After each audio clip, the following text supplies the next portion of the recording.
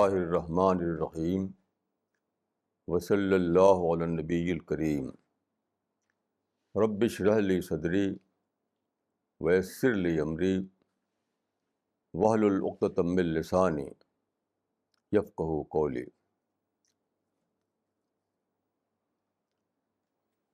ہمارا یہ spiritual class بہت برسوں پہلے سے چل رہا ہے۔ یہ ایک بہت ہی ڈفرینٹ ٹائپ کا کلاس ہے۔ آپ جانتے ہیں کہ جنرلی لوگ کراؤڈ میں بلیو کرتے ہیں، اس لیے ایموشنل ایشوز کو لیتے ہیں،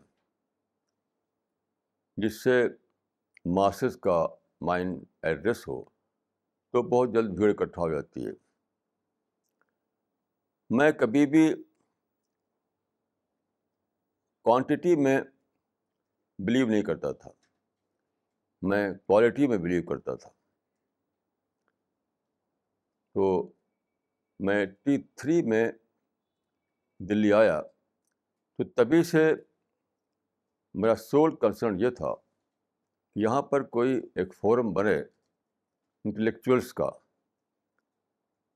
ہمارے جو ڈاکٹر ارون شوری ہیں، جو پہلے منسٹر تھے، ان سے میں نے بات کی اس پر، اور بہت سے لوگوں سے بات کی کہ دلی میں ایسا ایک فورم چلایا جائے جس میں ایجوکیٹڈ لوگ آئیں۔ تو یہ چیز تھوڑا دیر لگی اس کو شروع کرنے میں، پھر بھی جنوری 2001 میں یہ شروع ہوا۔ تو ویسے تو میں 50 برس سے اسی لائن میں ہوں۔ جب میں اعظم گڑھ میں تھا، جو میری جنم بھومی ہے، تب سے میں اسی لائن میں ہوں۔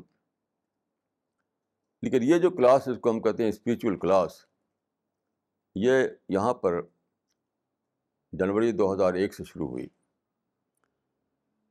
اس میں جانتا ہوں کہ یہ ماسس کے انٹرسٹ کی چیز نہیں ہوتی۔ ہم جن ایشوز کو لیتے ہیں وہ بہت ہی آپ کہیے کہ سائنٹیفک ایشوز ہوتے ہیں، یا آپ اسپریچول ایشوز کہہ سکتے ہیں اس کو آپ۔ تو صرف انٹلیکچوئل لوگ، میں ایجوکیٹڈ لوگ ہی اس میں انٹرسٹ لے سکتے ہیں۔ تو بہرحال یہ ہماری کوشش ہے کہ ہائر انٹلیکچوئل لیول پر لوگوں کو اسپریچولیٹی کا ایکسپیرئنس ہو، یہ ہماری کوشش ہوتی ہے، اور اسی کے لیے ہم یہ کر رہے ہیں کام۔ تو آج کا جو ٹاپک ہے وہ ہے distraction is destruction. Distraction is the source of destruction. مطلب ڈسٹریکشن جو ہوتا ہے زندگی میں، مین لائن جو آپ کی ہے اس سے آپ ہٹتے ہیں ادھر ادھر، تو کیا اپنے کو ڈسٹرائے کرتے ہیں۔ میرا زندگی بھر یہ ایکسپیرئنس رہا کہ میجارٹی لوگوں کی کیا کرتی ہے کہ وہ کسی نہ کسی طرف ڈسٹریکٹ ہو جاتی ہے، تو جو ان کے اندر پوٹینشیل ہے اس کو وہ اچیو نہیں کر پاتے۔ مجھے ایک سینگ بہت پسند ہے۔ یہ سینگ ہے حضرت علی کی، جو اسلام میں 4th کیلف تھے۔ وہ بہت ہی وائز آدمی تھے۔ ان کی کتاب ہے، موٹی سی کتاب ہے، اس کا نام ہے نہج البلاغہ۔ اس کا نام ہے نہج البلاغہ۔ اس میں ساری وزڈم کی باتیں ہیں۔ یہ ہم نے مدرسے میں پڑھی تھی، وہاں پر ایک کورس کے طور پر پڑھائی جاتی تھی ہم کو۔ تو بہرحال ان کی ایک سینگ بہت ہی میننگ فل ہے۔ وہ یہ ہے کہ قیمت المرء ما یحسن، قیمت المرء ما یحسن۔ اس کا مطلب یہ ہے کہ the value of a person lies in what he can perform with excellence آدمی کی قیمت اس چیز میں ہے جس کو وہ بہتر طور پر کر سکے. The value of person lies in what he can perform with excellence. اس پر میں نے بہت غور کیا تو میں نے پایا کہ اصل یہ ہے کہ انسان جو خدا نے پیدا کیا ہے، ہر انسان کے اندر کوئی یونیک کوالٹی ہوتی ہے. سب کوالٹی کو ایک ہی انسان میں خدا جمع نہیں کرتا. یعنی خدا کا یہ فارمولا نہیں ہے کہ وہ جیک آف آل اور ماسٹر آف نن. یہ خدا کا فارمولا نہیں ہے. خدا کسی انسان کے اندر، کسی بھی، چاہے وہ پور فیملی میں پیدا ہوا ہو یا رچ فیملی میں، کوئی یونیک کوالٹی اس کے اندر ہوتی ہے. اس کو ڈسکور کرنا، یہی وہ کہہ رہے ہیں کہ سب سے پہلے you have to discover your own self. اپنے کو ڈسکور کرو اور پھر اس کو پکڑ لو، اسی میں لگے رہو لگے رہو لگے رہو، کیونکہ تم ایکسلنس اسی میں دکھا سکتے ہو. ہر آدمی ہر چیز میں ایکسلنس نہیں دکھا سکتا. جیسے ڈاکٹر عبدالکلام میں نیوکلیئر سائنس میں ایکسلنس دکھایا، لیکن شاعری کرتے تو شاید وہ اس میں ایکسلنس نہ دکھا پاتے، کیونکہ انہوں نے فارچونیٹلی اپنے اس چیز کو پکڑ لیا جو ان کے اندر تھی. تو میں سمجھتا ہوں کہ یہ بہت ہی امپورٹنٹ ہے کہ آدمی اپنے آپ کو ڈسکور کرے، اپنے اندر چھپی ہوئی اس اسپیشل کوالٹی کو ڈسکور کرے جو اس کے اندر، جو اس کا ڈسٹنکشن ہے، اور پھر اس میں وہ اپنے کو آگے بڑھائے. تو یہ ہے مطلب حضرت علی کے اس سینگ کا. مگر ہوتا کیا ہے کہ ہر آدمی ڈسٹریکشن کی وجہ سے اس لائن پر چل نہیں پاتا. نیچر جو اس کو لائن دے رہی ہے، تو کوئی نہ کوئی ڈسٹریکشن کیا ہے؟ کوئی ٹیمپٹیشن، کوئی ایک آئیڈیلسٹ سوچ، کوئی نہ کوئی ایسی چیز جس کا جو اس کو اٹریکٹ کرتی ہے، ادھر وہ جھک جاتا ہے اور پھر وہ اپنی اس اصل چیز کو حاصل نہیں کر پاتا. جیسے آج کا جو پیپر ہے، آج کے پیپروں میں ایک نیوز آئی ہے پاکستان کے بارے میں. میرے پاس یہ پیپر ہے ہندو، یعنی 5 اگست کا ہندو. تو اس کے فرنٹ پیج پر وہ نیوز آئی ہے. اس میں آپ جانتے ہیں کہ پاکستان میں آج تقریباً روزانہ بم پھٹتے ہیں، وہاں پر وائلنس ہر طرف ہے، انارکی ہے. تو وہ یہ کہہ رہے ہیں، جنرل مشرف صاحب اپنی اس اسپیچ میں جو اس پہ چھپی ہے، یہ اسپیچ دی تھی انہوں نے یعنی 3 اگست کو. آج یہ چھپی ہے یعنی پرسوں. اس میں یہ کہتے ہیں کہ ہمارے دیش میں ایکسٹریمزم اور ملیٹنسی بہت بڑھ گئی ہے، and we have to stamp it out. Extremism اور ملیٹنسی بہت بڑھ گئی ہے، ہمیں اسے ختم کرنا ہوگا، جڑ سے اکھاڑنا ہوگا. میں سمجھتا ہوں کہ یہ آدھی بات ہے. سب سے پہلے پاکستانی لیڈروں کو یہ ماننا پڑے گا کہ انہوں نے بھاری غلطی کی. اب اس کا یہ فروٹ ان کو سامنے آ رہا ہے. میرا ماننا یہ ہے کہ پاکستان کی موومنٹ اپنے آپ میں ایکسٹریمسٹ موومنٹ تھی. خدا نے ایکسٹریمزم کیا ہے؟ خدا کے جو نیچرل پاتھ ہے اسے ہٹنا. خدا نے بنایا انسان کو کہ مل جل کر رہے، وہ مل جل کر رہے. مین از اے سوشل اینیمل. ان لوگوں نے کیا کیا کہ ہمیں کٹ کر رہنا ہے، ہمیں الگ کنٹری دو، ہمیں الگ پاکٹ دو. That was against the natural laws. تو اس کے بعد کیا ہوا کہ پاکستان جب بنا تو ظاہر ہے کہ وہاں ایکسٹریمزم پھیلنے لگی. پھر انہوں نے ایک اور بھاری غلطی کی, کشمیر کے ایشو پر لے کر کے لڑائی چھیڑ دی. 47 ہی میں انہیں سب کچھ بند کر کے صرف کنسٹرکشن کے لیے کام کرنا چاہیے تھا, ایجوکیشن کے لیے. اب کیا ہے, انڈیا سے انہوں نے لڑائی چھیڑ دی تو پورا دیش ان کا جو ہے وہ ملٹنٹ بن گیا. پورے دیش میں انہوں نے ملٹنسی پھیلائی, ہیٹ پھیلائی, تاکہ انڈیا کے خلاف اپنی لڑائی جیت سکیں. وہ نہیں ہے کہ انڈیا بہت بڑا کنٹری تھا, وہ جیت نہیں سکتے تھے. اب کیا ہے, انڈیا کے خلاف جو ہار گئے تو وہ جو لوگ بنائے انہوں نے, ایکسٹریمسٹ لوگ, ملٹنٹ لوگ, وہ کہاں نکالے اپنے, وہ نکال رہے ہیں اپنے لوگوں پر. اب مسلمان کو مار رہا ہے. میں سمجھتا ہوں کہ پاکستانی لیڈروں کے لیے اسٹارٹنگ پوائنٹ یہ ہے کہ وہ اس ڈسٹریکشن کو جانیں کہ نیچر سے ڈسٹریکٹ کیا انہوں نے. نیچر چاہتی تھی کہ انڈیا میں ہندو مسلم مل کر رہیں, مل جل کر کے آپس میں آگے بڑھیں, لیکن انہوں نے کہا کہ نہیں, ہمیں الگ بنانا ہے اپنی دنیا. غلطی وہاں سے ہوئی. پھر کشمیر کی لڑائی جو کی وہ غلطی سب تھی. افغانستان میں انوالو ہوئی وہ سب غلطی تھی. دیکھیے, جب تک آپ یہ نہ کہیں کہ وی ویئر رانگ, تب تک ماسز کی سمجھ میں کچھ نہیں آئے گا. ماسز جو ہے وہاں کے وہ تو سمجھتے ہیں کہ ہم جہاد کر رہے ہیں. آپ کو کہنا پڑے گا کہ ہم غلطی کی, جہاد نہیں تھا, تب ہوگا ری اسسمنٹ. ابھی تو پاکستان میں ری اسسمنٹ کا پروسیس بھی شروع نہیں ہو سکتا اس طرح سے, جب تک آپ یہ نہ کہیں کہ وی ویئر رانگ. تو یہ پوری ہسٹری میں سے ہوا ہے.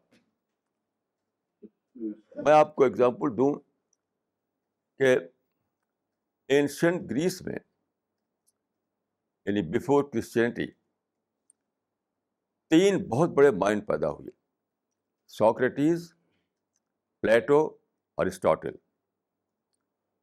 یہ تینوں کے تینوں بہت ہی ٹاپ کے لوگ تھے, لیکن میرے نزدیک تینوں کا کیس ڈسٹریکشن کا کیس ہے. اس لیے پازیٹیو ٹرم میں وہ دنیا کو کچھ نہ دے سکے. سوکریٹیز کیا تھا,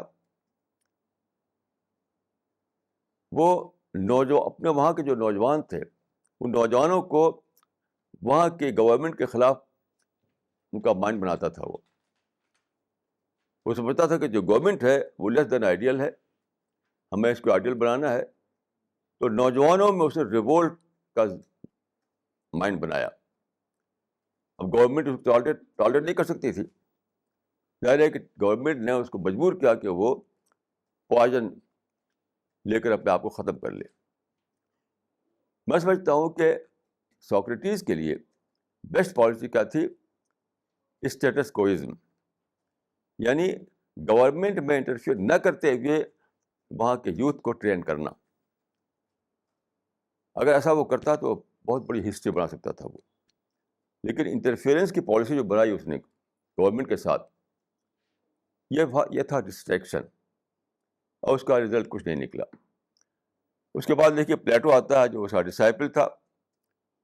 اس نے آئیڈیل اسٹیٹ کا کانسیپٹ دیا. آئیڈیل اسٹیٹ جو ہے, آپ جانتے ہیں کہ آئیڈیل کا ناٹ بی اچیوڈ. اتنے بڑے مائنڈ تھے لیکن یہ نہیں جان سکے کہ آئیڈیل اسٹیٹ بننا کبھی پاسبل ہی نہیں ہے. Ideal state is nothing accept utopia. اب ایک ایسی چیز جو اچیویبل نہ ہو, اس میں آپ نے کہا لگائیں تو بھی ڈسٹریکشن ہے. It is also a distraction. When you are engaged in a target that is not achievable, then it is also a case of distraction. تو پلیٹو جو ہے ساری زندگی لگا دی اس نے آئیڈیل اسٹیٹ کے سوچ میں. اس کے بعد جو ارسطاٹل آتا ہے تو وہی پھر اس نے انہیریٹ کیا.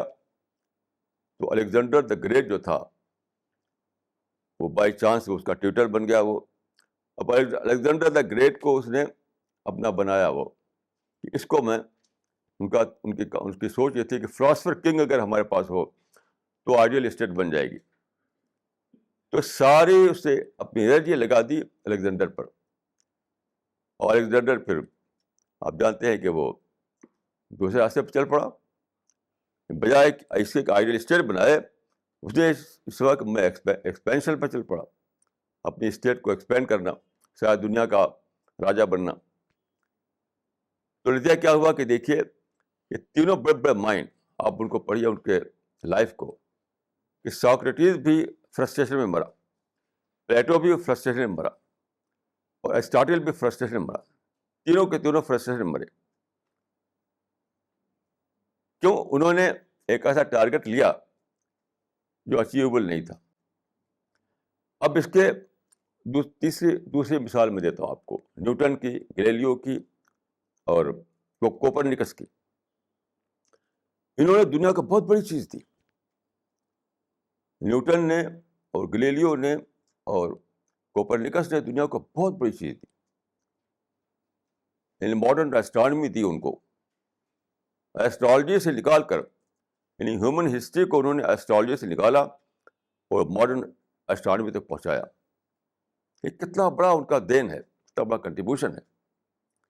تو میں سمجھتا ہوں کہ نیوٹن نے اور گلیلیو نے اور یہ کوپرنیکس نے, ان کا کیس ڈسٹریکشن کیس نہیں ہے. ایک اچیویبل لائن پکڑی انہوں نے, اس میں وہ کامیاب ہوئے اور دنیا کو بہت بڑی چیز دے کر گئے. جب گئے تو میں سمجھتا ہوں کہ یہ ڈسٹریکشن سب سے بڑا پوائزن ہے کسی انسان کے لیے. سب سے پہلے آپ کو جاننا چاہیے کہ خدا نے آپ کو کون سی یونیک کوالٹی دی ہے, یونیک کوالٹی, اور اس پر لگ جائیے آپ. تبھی آپ کوئی ایکسلنس پیش کر پائیں گے دنیا میں, اور دنیا کو کچھ بڑی چیز دے پائیں گے آپ. میرے اپنے جہاں میں پیدا ہوا تھا, ڈسٹرکٹ اعظم گڑھ میں, وہاں پر ایک صاحب تھے, ان کا نام تھا سر شاہ سلیمان. سر شاہ سلیمان وہ بہت ہی انٹیلیجنٹ آدمی تھے, بہت بڑا میتھمیٹیشین تھا وہ آدمی, میتھمیٹیکل مائنڈ تھا ان کا. یعنی انہوں نے آئنسٹین کے جو تھیوری آف جنرل ریلیٹیوٹی ہے اس پر آرٹیکل لکھا تھا, بہت زبردست آرٹیکل, اور کئی اس میں ویکنس دکھائی تھی انہوں نے, اور جرنل میں چھپا تھا اس زمانے میں. لیکن انہوں نے کیا کیا, جج بن گئے, اور جج بننے کے بعد پھر علی گڑھ یونیورسٹی کے وائس چانسلر بن گئے اور مر گئے. یعنی سائنس کو انہوں نے اپنا میدان نہیں بنایا, میتھمیٹکس کو اپنا میدان نہیں بنایا. اس کا الٹا دیکھیے آپ, آئنسٹین کو آپ دیکھیے, آئنسٹین کو بھی آفر دیا گیا اسرائیل کی پریزیڈنٹشپ کا, تو اسرائیل کے پہلے پریزیڈنٹ بنتے آئنسٹین. لیکن آئنسٹین نے کہا کہ نہیں, میں اپنے اس کام کو, سائنٹیفک ریسرچ کو چھوڑ نہیں سکتا. That is a distraction for me. تو دیکھیے آپ, سر شاہ سلیمان جہاں تک میں جانتا ہوں آئنسٹینی کے ٹکر کا ان کا مائنڈ تھا, اسی سطح کے آدمی تھے. وہ آئنسٹین جیسا کوئی بڑا کام کر سکتے تھے. وہ بہت ہی زبردست آدمی تھا سر شاہ سلیمان. برٹش رول کے زمانے میں ان کو سر کا ٹائٹل دیا گیا تھا, لیکن وہ کچھ نہیں کر سکے, کچھ نہیں. جج رہے, اس کو وائس چانسلر رہے, وہ پھر بڑھ گئے. اور آئنسٹین نے اتنا بڑا کام کیا کہ ایک نیا, یعنی سائنس میں ایک نیا ایج پیدا کیا. یعنی مائکرو ورلڈ کو مائکرو ورلڈ تک پہنچایا آئنسٹین نے, اتنا بڑا کام کیا. تو میں سمجھتا ہوں کہ آئنسٹین کا کیس ڈسٹریکشن کیس نہیں ہے, اس لیے وہ اپنا جو اس کے اندر ڈسٹنکٹیو کوالٹی تھی اس کو ایکسپلور کر سکے, آگے بڑھ سکا. اور سر شاہ سلیمان جو تھے, اپنی جو ان کی جو کوالٹی تھی اس کو سمجھ نہیں سکے. پھر کیا ہوا کہ وہ دنیا میں ایسی آیا, دنیا میں ایسے چلے گئے. تو پورا میں سمجھتا ہوں کہ ایک انڈیویجول سے لے کر نیشن تک یہ فارمولا سب پر اپلائی ہوتا ہے. ہر انڈیویجول کو میں سمجھتا ہوں کہ سب سے پہلے جاننا چاہیے کہ خدا نے مجھے اس یونیک کوالٹی کے ساتھ پیدا کیا ہے. لیکن خدا کبھی کسی کے ساتھ انجسٹس نہیں کرتا, کبھی نہیں. ڈاکٹر عبدالکلام کے اندر ایک یونیک کوالٹی اگر تھی تو میرے اندر بھی یونیک کوالٹی ہے, اور ہر آدمی کے اندر ایک یونیک کوالٹی ہے. اس یونیک کوالٹی کو جاننا اور اس میں آگے بڑھنا. میں سمجھتا ہوں کہ دو چیزیں ضروری ہیں. ایک تو یہ کہ اپنے آپ کو ڈسکور کرنا. First of all you have to discover your self. اور دوسری چیز کیا ہے, کبھی بھی لائن سے ڈیویٹ نہ ہونا. آپ جانتے ہیں کہ ہماری گورنمنٹ میں ایک ٹرم ہے, وہ ہے break in service. Break in service. میں سمجھتا ہوں کہ ایک اور اس سے بھی زیادہ بڑی بات ہے break in history. Break in history یعنی میں اپنی ہسٹری میں بریک نہ ہونے دوں. اگر ایک آدمی جو ہے کچھ دن بزنس کرے, پھر چلا جائے وہ یونیورسٹی میں کام کرنے لگے, پھر اس کو چھوڑ کر چلا جائے کسی فیکٹری میں, تو اس نے بار بار اپنی ہسٹری میں بریک کیا. بریک ان ہسٹری جو ہے وہ پوائزن ہے آپ کے لیے, پوائزن. جس طرح سے بریک ان سروس جو ہے آپ کی سروس کو بہت بڑا پرابلم کریٹ کرتی ہے, اسی طرح بریک ان ہسٹری میں بہت بڑا پرابلم ہے. یعنی 10 سال 15 سال تک آپ نے ایک کام کیا, اب آپ نے بدل دی لائن تو بریک ہو گیا. پھر 10 سال 5 سال کام کیا, پھر بدل دیا, تو پھر ایسے لوگوں کو میں کہا کرتا ہوں grasshopper mind. Grasshopper mind. تو ایک چیز یہ ہے کہ آپ اپنی اس ڈسٹنکٹیو کوالٹی کو ڈسکور نہ کر سکیں, وہ کوئی دوسرا کام کرنے لگے. دوسری چیز ہے کہ آپ گراس ہاپر بن جائیں. آپ جانتے ہیں گراس ہاپر جو ہے پتنگا, وہ اچھلتا کودتا رہتا ہے, اچھل کر یہاں اچھل کر وہاں اچھل کر وہاں. تو گراس ہاپر مائنڈ بننا بھی آدمی کو ڈسٹرائے کرتا ہے. اپنی اسپیشل کوالٹی کو ڈسکور نہ کرنا وہ بھی آدمی کو ڈسٹرائے کرتا ہے. اور پھر ہسٹری میں آپ اس کے ایگزامپل دیکھ سکتے ہیں. جس انڈیویجول نے یا جس نیشن نے بھی یہ بڑی چیز اچیو کی ہے دنیا میں, وہی انسان ہے جس نے اس فارمولے کو پکڑا, قیمت المرء ما یوسن, اور پھر سسٹینیبل ایفرٹ کا راستہ پکڑا. اس نے جس ایفرٹ کو سسٹین کر سکتا تھا اس میں لگا رہا, راستے سے ہٹا نہیں. تو وہ بڑا اچیومنٹ اس کو ہوگا. میں جو مسلمانوں کی ہسٹری ہے, مسلمانوں کو اگر آپ پڑھیں, ان کے جو میگزین ہے یا ان کے بکس ہیں یا ان کے جو سیمینار وغیرہ ہوتے ہیں, تو سارا کا سارا کیا ہے, کیا ہوتا ہے, کمپلینٹ, پروٹیسٹ. سارے مسلمان جو ہے نیگیٹیوٹی میں جیتے ہیں, دوسروں کے خلاف پروٹیسٹ کرتے ہیں, کمپلین کرتے ہیں کہ دوسرے لوگ جو ہے ان کی ترقی میں روک بنے ہوئے ہیں. جیسے آپ جائیں اگر پیلسٹائن, عربوں سے ملیں, تو 1 to all سارا عرب یہ کہے گا کہ اسرائیل جو ہے ہمارا انیمی نمبر 1 ہے. امریکہ ہمارا انیمی نمبر 1 ہے جو سپورٹ کرتا ہے اسرائیل کو. تو سارے لوگ سمجھتے ہیں کہ اسرائیل نے ہماری پروگرس کو روک رکھا ہے. میں سمجھتا ہوں کہ بالکل بیس لیس بات ہے, بیس لیس بات ہے. آپ نے اپنے پوٹینشیل کو لے جانا اور دوسروں سے لڑنے لگے خام خواہ. جیسے آپ دیکھیے, میں وہاں گیا 2 بار, پیلسٹائن 2 بار گیا ہوں میں نے باتیں لوگوں کو بتائی, لیکن لوگ اتنا کنڈیشنڈ ہو جاتے ہیں کہ بہت جلدی باتوں کو پکڑ نہیں پاتے کتنا کنڈیشن ہو جاتے ہیں. دیکھیے 1948 میں بالفور کمیشن کے تحت اسرائیل بنا تھا.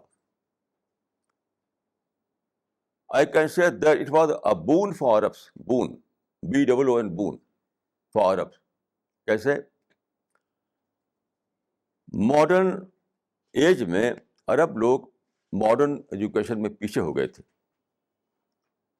اور یہ یہودی لوگ ماڈرن ایجوکیشن میں بہت آگے بڑھ گئے تھے, بہت آگے بڑھ گئے تھے ڈیو ٹو سم ریزن.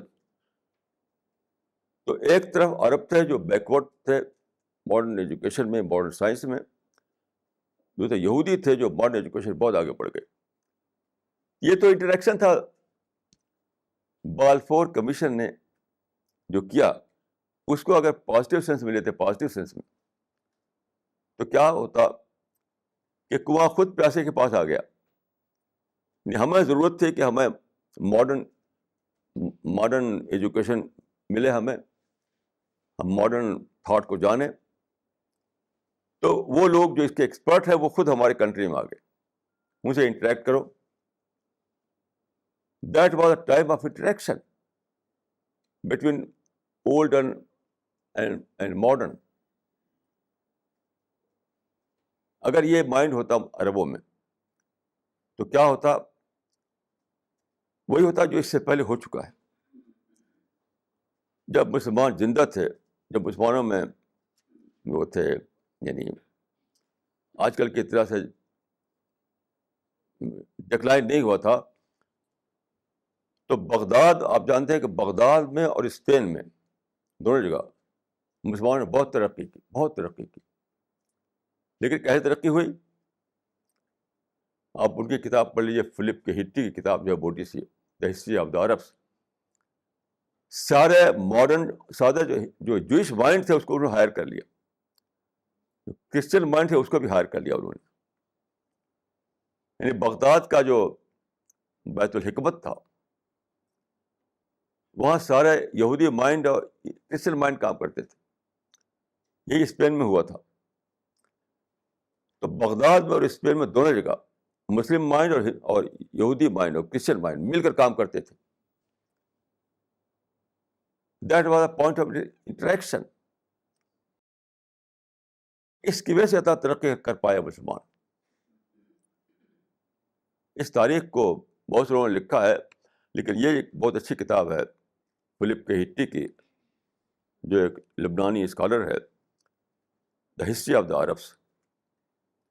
کس طرح سے جوئش مائنڈ اور کرسچن مائنڈ اور مسلم مائنڈ یہ سب مل کر کے کام کرتے تھے وہاں پر بغداد میں اور اسپین میں بھی, وہ کارٹوبا میں اور وہ گریناڈا میں, ہر جگہ. اس زمانے میں مسلمانوں میں ترقی کی, جس کے بارے میں ایک یورپین اسکالر نے لکھا ہے کہ but for the Arabs western industrial civilisation will never have arisen at all. عربوں کے بغیر ماڈرن ترقی پاسبل ہی نہیں ہوتی. But for the Arabs modern industrial civilisation will never have arisen at all. لیکن یہ کیسے ہوا؟ اس لیے ہوا کہ اس وقت کے جو مائنڈ تھے, Muslim mind, Jewish mind, Christian mind, سب مل کر کام کیا انہوں نے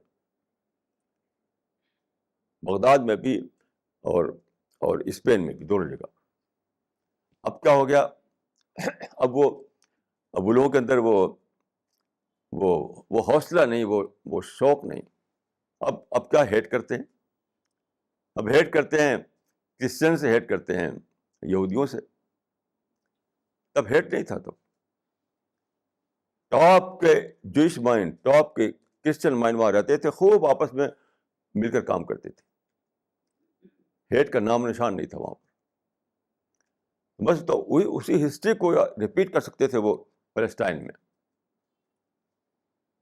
یعنی جوئش مائنڈ اتنا زیادہ وہ یعنی اتنا آگے ہے آج بھی میں آپ کو ایک ایگزامپل دیتا ہوں کہ اگر آپ جائیں تو وہ ایریا جہاں عرب لوگ رہتے ہیں وہ آپ کو ڈیزرٹ دکھائے گا. ابھی بھی ڈیزرٹ ہوگا. جب آپ ہوائی جہاز سے اڑتے ہیں ادھر سے ادھر تو آپ دیکھیے اس ایریا کو جہاں عرب لوگ رہتے ہیں سب ڈیزرٹ دکھائی دے گا. اس ایریا میں پہنچتے ہیں جب آپ, جو اسرائیل کا ایریا ہے, تو وہاں سب ہرا بھرا دکھائی دیتا ہے آپ کو. کیسے؟ ڈیزرٹ کو انہوں نے کنورٹ کیا گرینری میں. کس طرح سے؟ عرب لوگ اس کو ڈسکور نہیں کر پائے تھے, لیکن اسپین میں جو تھے عرب, انہوں نے اس زمانے کے لحاظ سے ایک ماڈرن میتھڈ ڈسکور کیا اریگیشن کا. اسپین میں انہوں نے بہت ترقی دی ایگریکلچر کو, ہارٹیکلچر کو.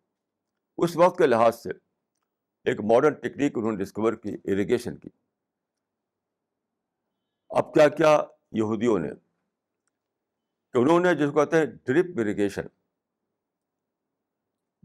اریگیشن کی ٹیکنیک انہوں نے ڈسکور کی. کوئی جیسے ہمارے یہاں آپ دیکھتے ہیں جو ہمارا جو اریگیشن ہوتا ہے تو ہم نالی بنا دیتے ہیں اور نالی میں پانی بہہ رہا ہے, تو آپ ڈیزرٹ میں ایسا نہیں کر سکتے. ڈیزرٹ میں سارا پانی زمین میں چلا جائے گا.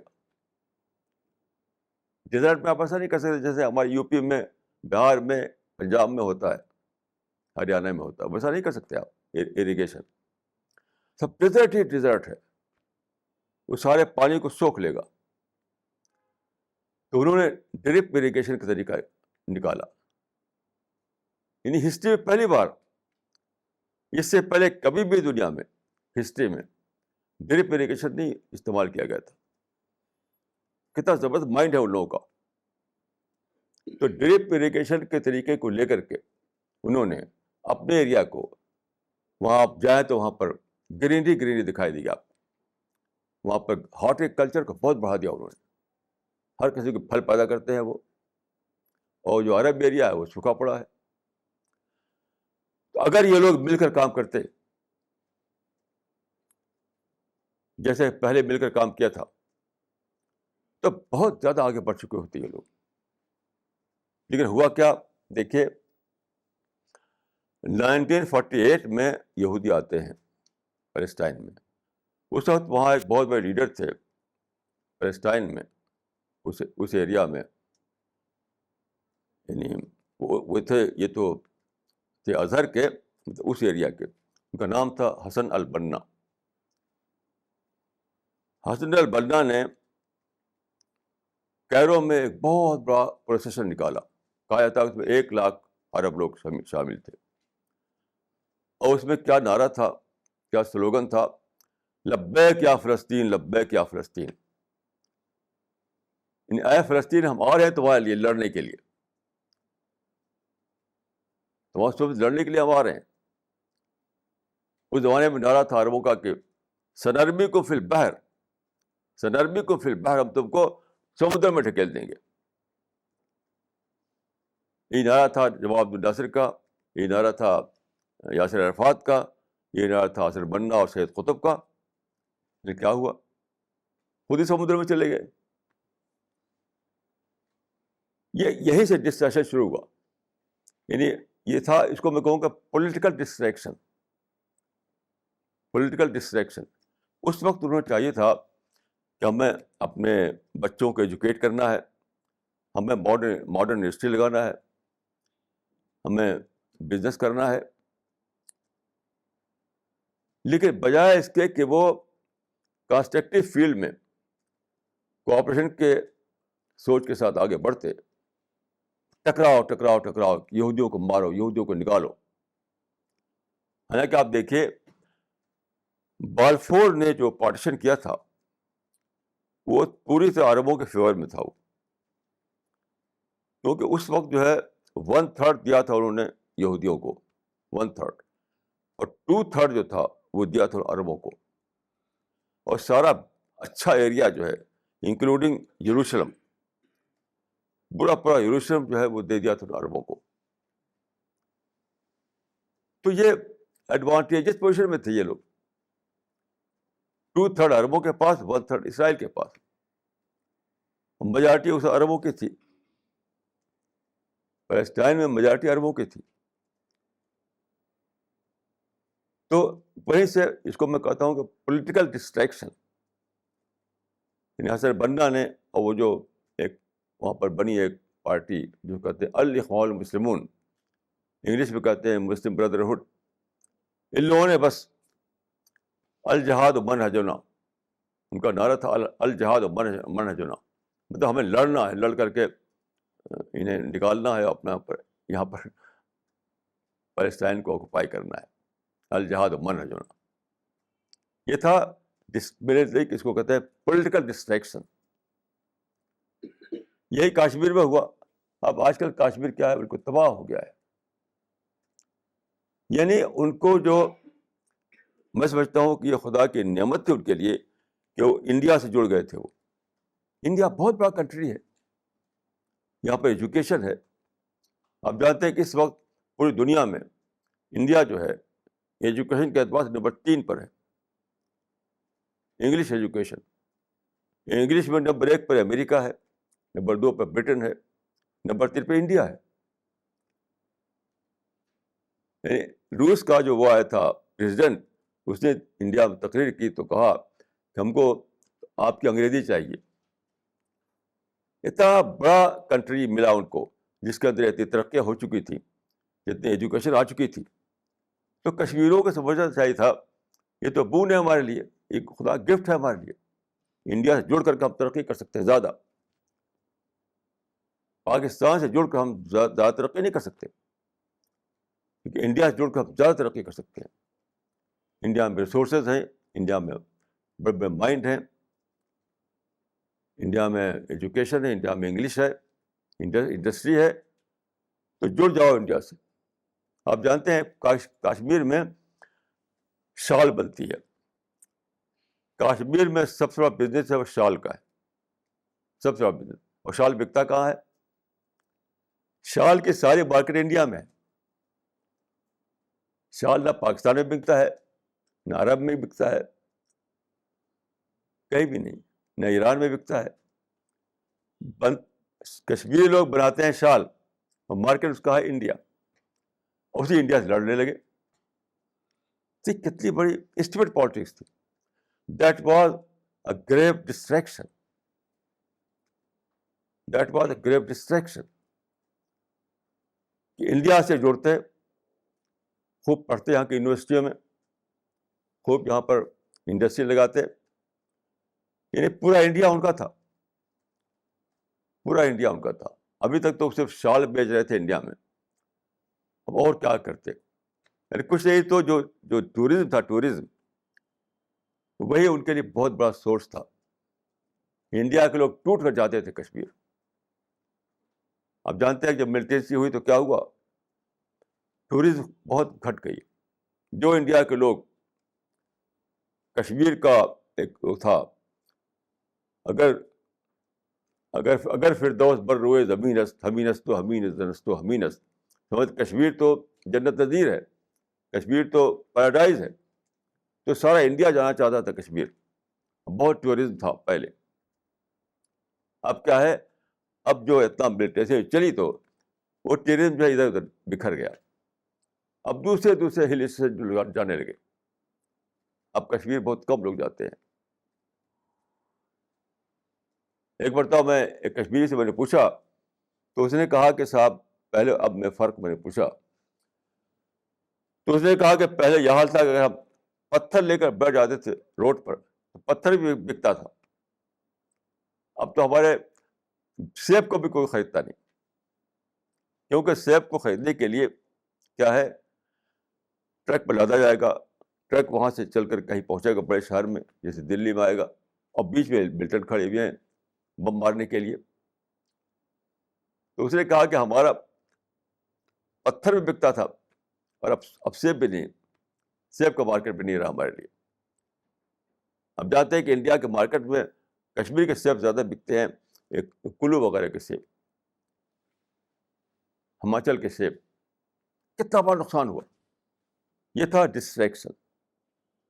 یعنی کانسٹرکٹیو جو روڈ کھلی ہوئی تھی ان کے لیے، ایجوکیشن کی، انڈسٹری کی، بزنس کی، انٹریکشن کی, ٹورزم کی, اس سے ہٹ کر کے ملٹری چلا دی انہوں نے.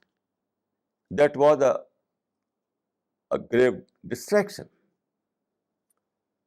یہ مثالیں میں نے دی ہیں آپ کو, یعنی نیشنز کی بڑی بڑی. یہی معاملہ انڈیویجولس کا ہے. انڈیویجولس کا انڈیویجول لیول پر بھی ہر آدمی کو یہ سوچنا ہے کہ میرے لیے خدا کا بتایا ہوا صحیح ترین طریقہ کیا ہے, اسی پر لگ جاؤں, اسی پر لگ جاؤں. جیسے میری فیملی میں میرے میرے وہ تھے, میرے شہزاد بھائی تھے, ان کا نام تھا اقبال احمد سہیل. ان کا قصہ بتاتا ہوں میں آپ کو. وہ بھی ڈسٹریکشن کیس بن گئے. انڈیویجول لیول پر میں آپ کو ایک قصہ بتاتا ہوں.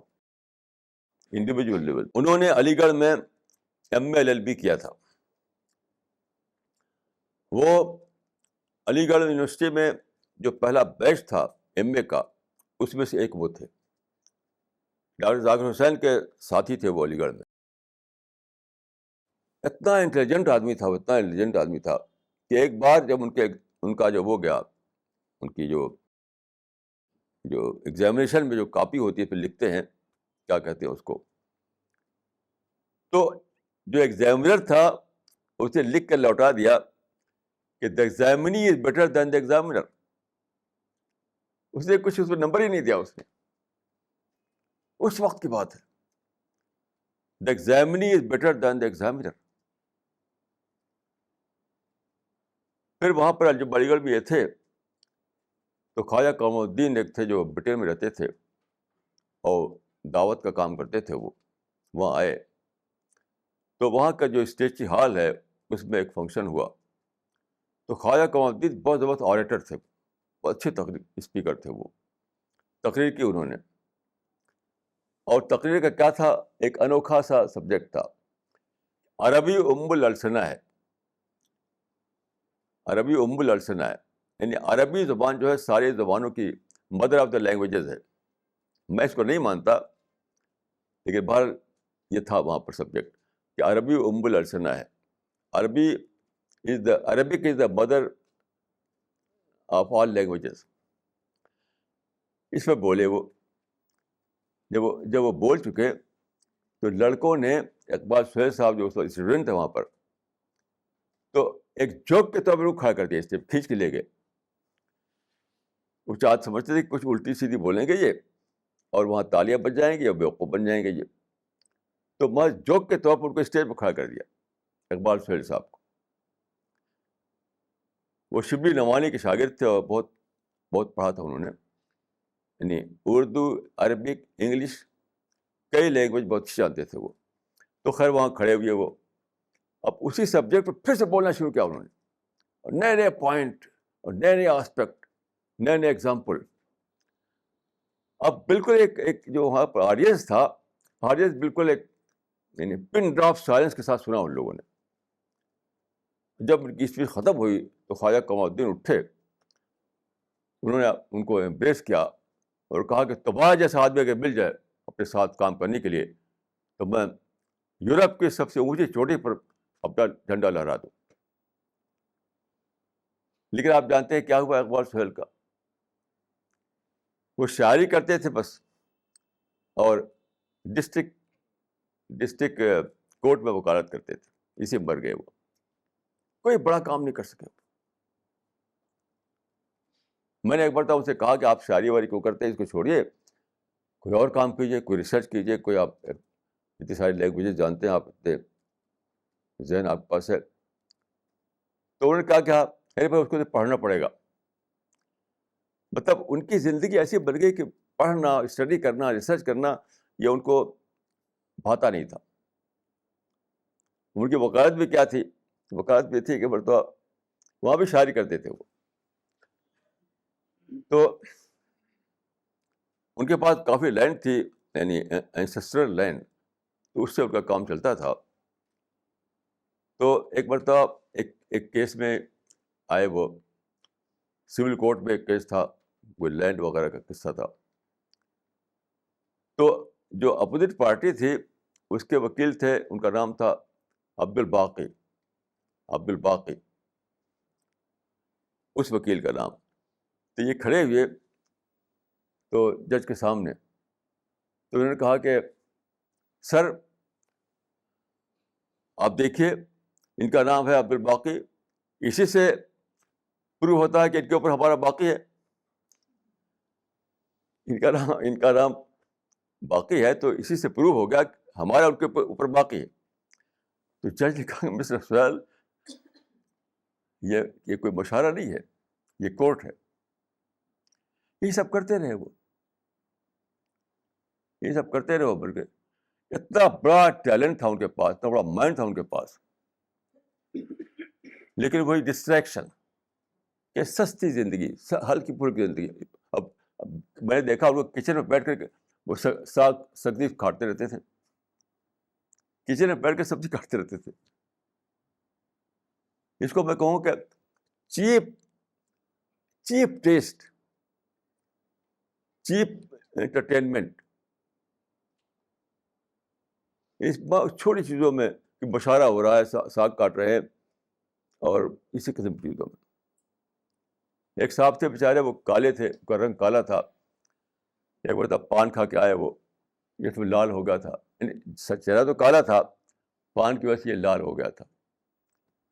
تو اس پر شعر کہا انہوں نے کہ لبوں سے وہ سیاہی چہرے پہ ہو نمایاں, سیاہی چہرے پہ ہے نمایاں, لبوں سرخی لپٹ گئی ہے. سیاہی چہرے سے ہے نمایاں, لبوں سے سرخی لپٹ گئی ہے. ان کا نام تھا نور الحسن. نور الحسن. انہوں نے کہا کہ سیاہی چہرے سے ہے نمایاں, لبوں سے سرخی لپٹ گئی ہے. جناب نور الحسن کا منہ ہے یا کہ کوئی بلبل الٹ گئی ہے. اسی قسم کے چیپ قسم کی چیزوں میں رہتے تھے. ایک مرتبہ ان کے ساتھ کھانا کھا رہا تھا تو وہ چٹنی بہت پسند کرتے تھے وہ. تو ان کا جو ملازم تھا اس کا نام تھا رحمان. تو کیا کہتے ہیں, رحمان میاں دیکھو تو چٹنی بھی کہیں ہے, اس میں شعر میں یہ چٹنی مانگ رہے, اس میں شعر مانگ رہے ہیں کہ رحمان میاں دیکھو تو چٹنی بھی کہیں ہے. اتنا میں سمجھتا ہوں کہ میں جن لوگوں کو دیکھا زندگی میں کہ شاید اتنا بڑا مائنڈ میں نے کوئی نہیں دیکھا. سرشاد سلیمان اور اقبال احمد سہیل. تو زندگی میں دیکھیے چیپ قسم کی انٹرٹینمنٹ, چیپ قسم کی ایکٹیویٹیز اپنے کو بچائیے, وہ بھی ڈسٹریکشن ہے. آج کل کیا ہے دیکھیے, آج کل کیا ہے, شاپنگ اور فیشن اور بیوٹی پارلر اور دعوتیں کھانا, ادھر ادھر جو کہتے ہیں وہ پارٹی, یہ سب کیا ہے, یہ سب ڈسٹریکشن ہے. مجھے ایک آدمی ملا دلی میں, ان کا نام تھا پروفیسر پریتم کمار. اب وہ مر گئے, وہ پروفیسر پریتم کمار.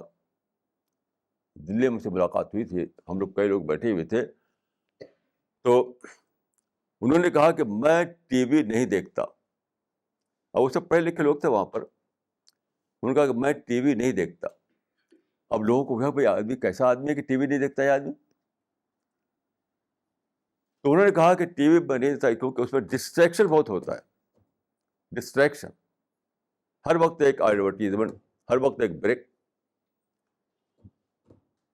تو ٹی وی میں چونکہ ڈسٹریکشن بہت ہوتا ہے اس لیے میں ٹی وی نہیں دیکھتا. میں نیوز پیپر پڑھتا ہوں, نیوز کے لیے میں نیوز پیپر پڑھتا ہوں, میں ٹی وی نہیں دیکھتا. میں نے جس کو بھی دیکھے وہ ڈسٹریکشن پڑا ہوا ہے, ہر آدمی.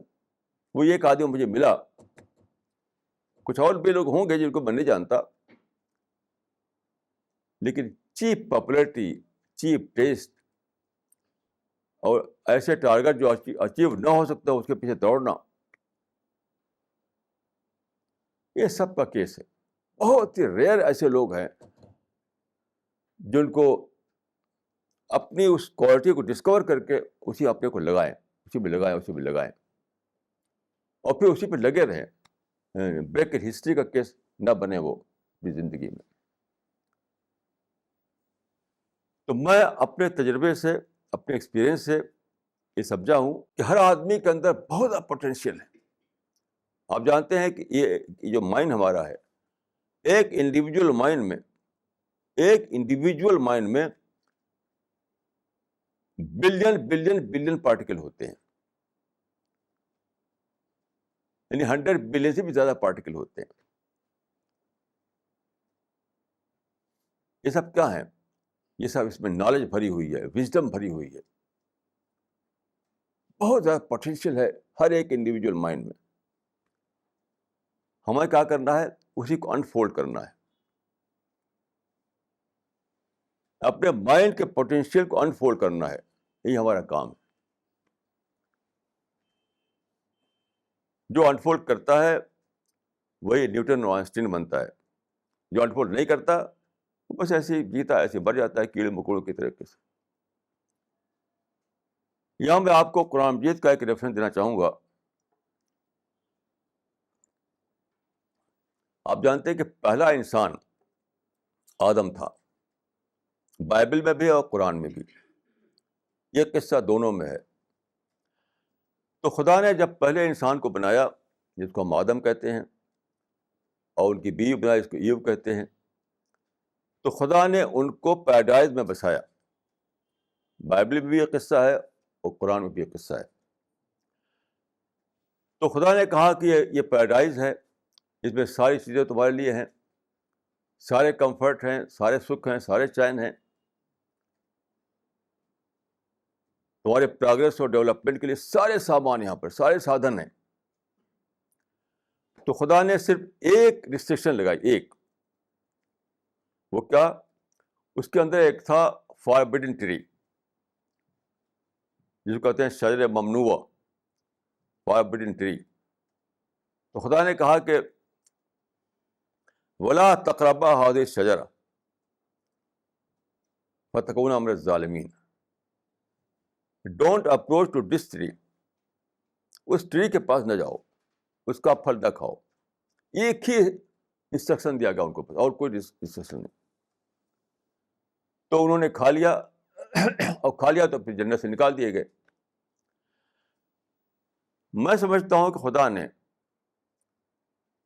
پہلے ہی دن at the time of beginning انسان کو ایک لیسن دیا. وہ اس کو میں ڈسٹریکشن مانتا ہوں کہ آدم کا اس فائبرن ٹری کے پاس جانا اور کھانا یہ تھا ڈسٹریکشن. تو خدا نے بتایا کہ سب سے بڑی بھول تمہارے لیے کیا ہوگی؟ تم ڈسٹریکشن میں پڑ جاؤ کسی ٹیمپٹیشن کو لے کر کے. تو ان کو ایک ٹیمپٹیشن آیا، کہ کیا بات ہے اس کے فروٹ میں، کوئی خاص بات ہے شاید.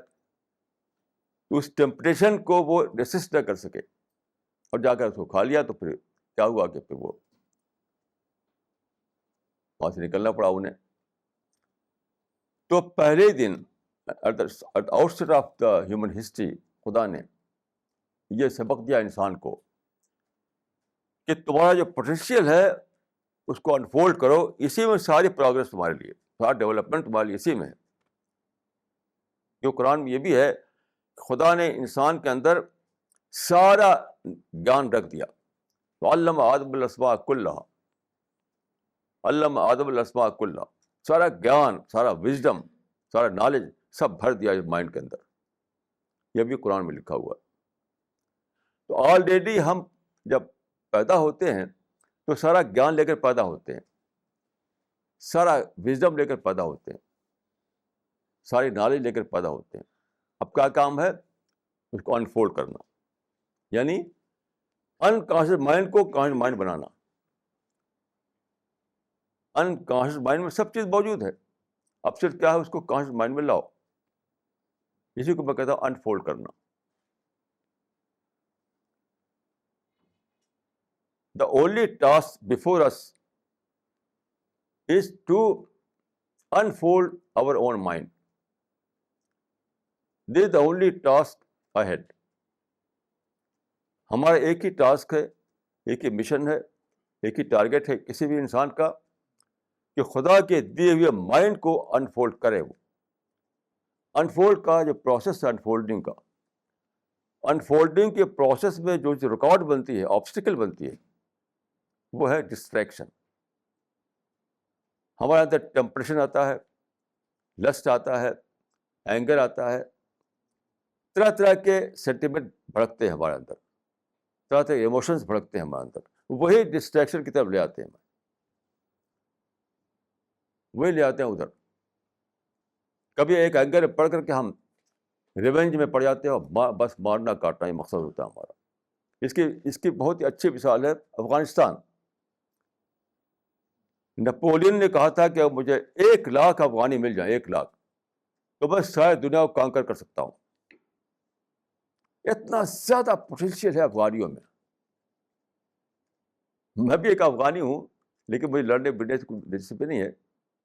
تو نپولین نے کہا تھا کہ افغانی جو ہے اتنا زیادہ اس کے اندر انرجی ہوتی ہے کہ 1,00,000 افغانی مجھے دے دو، اب میں ساری دنیا کو کانکر کر لوں گا. لیکن آپ دیکھیں افغانی جو کیا ہیں، سوائے تباہی کے ان کا کچھ بھی نہیں. کیوں؟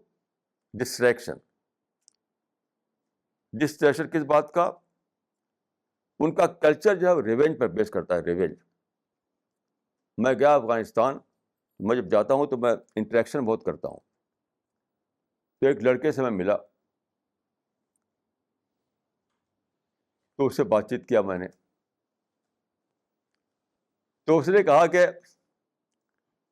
ہمیں جو سکھایا جاتا ہے وہ سکھایا جاتا ہے کہ تم کو ریونج لینا ہے، کیونکہ اس کے دادا کو مار دیا تھا کسی نے. اب اس کو دادا کے ریونج باپ نہیں لے سکا، اب مجھے لینا ہے. تو اس نے کہا کہ میری ماں چاہتے ہیں ان کو پڑھانا، میں پڑھ کے کیا کروں گا، مجھے تو ریونج لینا ہے. تو اس نے مجھے بتایا کہ جو آدمی لڑنا بھیڑنا ریونج لینا نہ کرے تو اسے کہتے ہیں کہ تم کیسے آدمی ہو، تم بزدل ہو، تم تو شیر بچہ نہیں ہو، افغانی بچہ نہیں ہو تم. تو پورا کلچر وہاں کا ہے کیا؟ لڑنا بھیڑنا. لڑنے کو سب سے بڑی بات سمجھتے ہیں وہ. یہ ہے ڈسٹریکشن. تو وہاں جو لیڈر پیدا ہوئی ہے، لیڈر سب لڑائی پر ان کو یعنی ڈالتے رہے. تو افغانیوں کے لیے جو ڈسٹریکشن ہے وہ کیا ہے؟ لڑائی. وہ جانتے، پیس کو جانتے نہیں افغانی. پیس کی امپورٹنس کو افغانی نہیں جانتا، وہ صرف لڑائی کی امپورٹنس کو جانتا ہے. تو ان کے لیڈروں نے لڑنے میں لگا دیا. اب لڑ رہے ہیں، برٹش سے لڑے پہلے، اب کسی سے، اب پاکستان سے لڑ رہے ہیں. اگر افغانیوں کو اس ڈسٹریکشن سے بچایا ہوتا کسی نے اور پیس پہ لگایا ہوتا، آج افغانی قوم بہت زبردست قوم ہوتی. تو چاہے انڈیویجول کا معاملہ ہو یا کسی نیشن کا معاملہ ہو، کسی کنٹری کا معاملہ ہو، ہر ایک کا سامنے یہ ہوتا ہے کہ اسے اپنے آپ کو ڈسٹریکشن سے بچانا ہے. ڈسٹریکشن سب سے بڑا آبسٹیکل ہے ٹورڈس پروگرس. یہ سمجھتا ہوں کہ اللہ تعالیٰ نے پہلے دن آدم کو یہ سبق دے دیا تھا کہ اپنے آپ کو ڈسٹریکشن سے بچاؤ، اپنے آپ کو ڈسٹریکشن سے بچاؤ، اور پھر تم ساری ترقی حاصل کر سکتے ہو. اقول قولی ھذا استغفر اللہ لی ولکم اجمعین.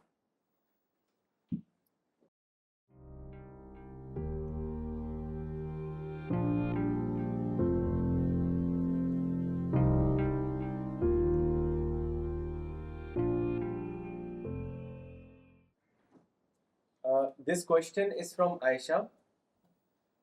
Maulana, how do we discover our unique potential? Please elaborate.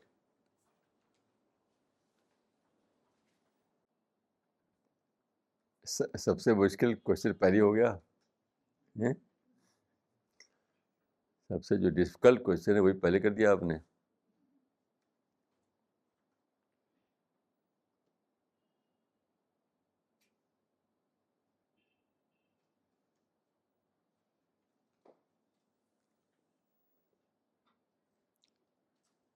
بھائی دیکھیے، یہ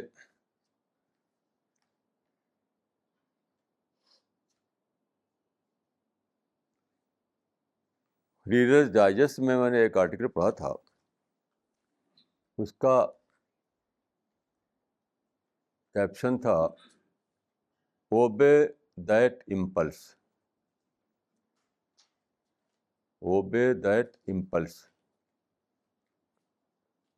تو میں سمجھتا ہوں کہ نیچر نے جب آپ کو پوٹینشیل دیا ہے اتنا بڑا،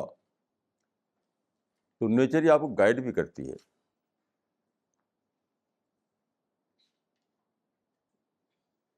تو ایک امپلس ہمیشہ آتا ہے، لیکن امپلس کے ساتھ ساتھ کوئی ٹیمپٹیشن بھی ہوتا ہے ساتھ ساتھ. یہ بھی لا آف نیچر ہے. یہ بات میں کہہ رہا ہوں اپنے ایکسپیرئنس سے، اپنے ایکسپیرئنس سے کہہ رہا ہوں کہ ضرور ایک امپلس آتا ہے رائٹ ڈائریکشن میں، آپ کو گائیڈ کر رہا ہوتا ہے، لیکن ساتھ ساتھ ایک ٹیمپٹیشن بھی ہوتا ہے. جیسے میں بچپن میں، بہت بچپن میں گاؤں میں رہتا تھا. یہ برٹش انڈیا کا زمانہ تھا. تو چھوٹا سا اتنا بڑا تھا میں. تو گاؤں کے بچے جو ہیں وہ دشہرا دیکھنے کے لیے جاتے تھے. ایک اور دو تین میل کے فاصلے پر، دو میل کے دوری پر ایک تھا بسین پور، ایک گاؤں تھا. تو بسین پور میں بڑے دھوم سے دشہرا ہوتا تھا. مارکیٹ بنتی تھی وہاں پر، خوب بکتا تھا. اس زمانے میں بکنے کی چیزیں اتنے آئٹم تو نہیں آج کل کی طریقے سے، اب تو بہت آئٹم ہو گئے ہیں. تو اب سب کے بچے جو مائیں ان کی جیب میں پیسہ ڈال دیتی تھی. میری ماں میری جیب میں کچھ پیسہ ڈال دیتی تھی وہاں، مطلب وہاں آج کل کے زمانے شاپنگ کرنے کے لیے. تب تو وہ شاپنگ کیا تھی، بس دو چیز تھی، وہ تھی خرید لو اس کو. تو سب بچے دھوم سے خریدتے تھے.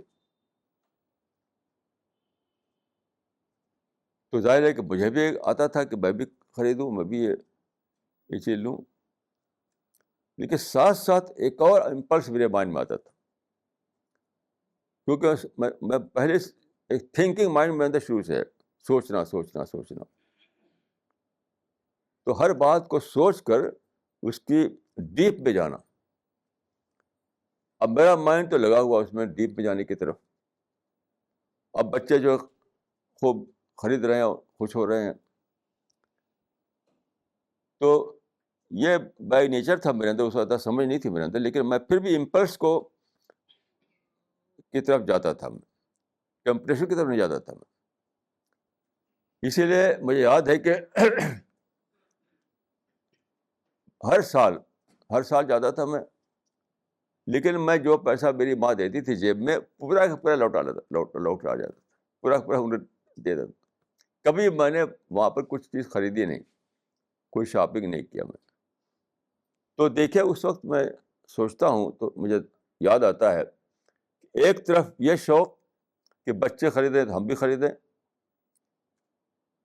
وہ امپلس اندر کا کہ ایک کیوراسٹی ہوتی تھی، یہ کیا چیز ہے، وہ کیا چیز ہے، وہ کیا چیز ہے.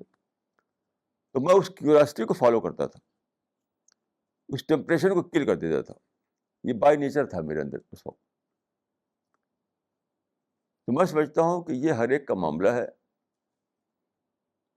ڈیلی لائف میں روزانہ ایسا ہوتا ہے کہ ایک ہوتا ہے ٹیمپٹیشن، ایک ہوتا ہے وہ امپلس. تو ٹیمپٹیشن زیادہ اسٹرانگ ہوتا ہے، اور امپلس جو ہے تھوڑا ویک ہوتا ہے ہمیشہ. تو میں یہی کہوں کہ follow that impulse, ignore that. ایک ہی فارمولا میں کہوں گا ہے کہ ignore that temptation and follow that impulse. یہی اس کا کورس ہے، ignore that temptation and follow that impulse. تو امپلس ہمیشہ تھوڑا ویک رہے گا اور ٹیمپٹیشن تھوڑا اسٹرانگ رہے گا. اب وہاں پر آپ کو تھوڑا ڈٹرمنیشن دکھانا ہے. تو اگر آپ ایسا کرتے رہیں تو آپ کا جو وہ بڑھ جائے گا، وہ فیکلٹی فالو دیٹ امپلس والی فیکلٹی بڑھ جائے گی. اور اگر آپ اس کو فالو نہ کریں تو وہ ویک ہو جائے گی, اور پھر آپ ٹیمپریچر میں چلتے رہیں گے. یہ میں اپنے ایکسپیرینس سے کہتا ہوں, بہت سے لوگوں کو میں نے دیکھا ہے ایسے ہی. تو یہی ایک ہی فارمولا مجھے معلوم ہے, ignore that temptation and follow that impulse.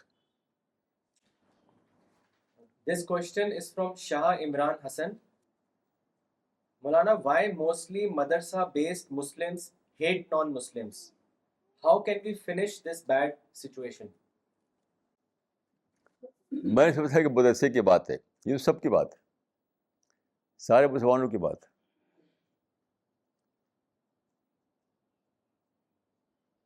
ابھی دیکھیے میرے پاس ایک صاحب آئے, یہ ساری دنیا کے مسلمانوں کی بات ہے. ابھی 2-4 دن کی بات ہے, ایک صاحب جو ان کی فیملی تھی سیریا کی, یعنی عرب,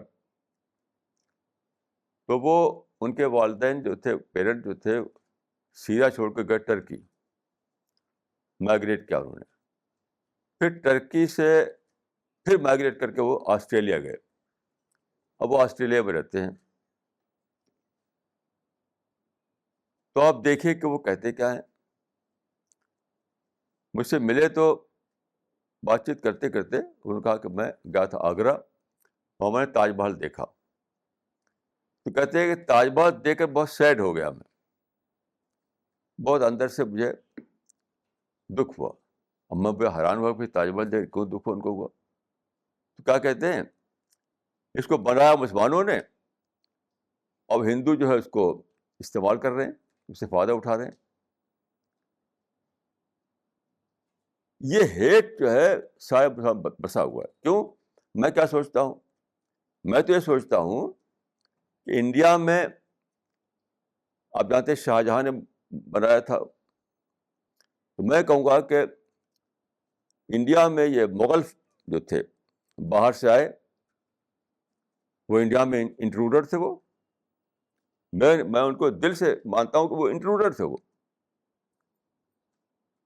تو انڈیا میں ویلکم کیا ان کو راج بن گیا ان کا, راج کر کے خوب ٹھاٹ بھی کرتے رہے وہ. تو اپنی بیوی کے لیے تاج محل بنایا انہوں نے. میں انڈیا والوں کی یونیورسٹی کو نہیں بنائی. مغلوں کے پاس جب انڈیا کی دولت آئی تو کیا کیا انہوں نے تاج محل بنایا, وہ لال قلعہ بنایا. بھائی انڈیا کا اور بھی بڑا کام تھا, وہ تھا یونیورسٹی بنانا. انڈیا کے لیے یونیورسٹی, انڈیا کے لیے میڈیکل کالج, انڈیا کے لیے ریسرچ سینٹر, یہ سب کرتے. آپ جانتے ہیں اسی زمانے میں جب شاہجہاں تھا اس ملک میں, اسی زمانے میں یورپ میں خوب ترقیاں ہو رہی تھیں. اسی زمانے میں یورپ میں رینیساں آ چکا تھا. یورپ میں رینیساں آ چکا تھا.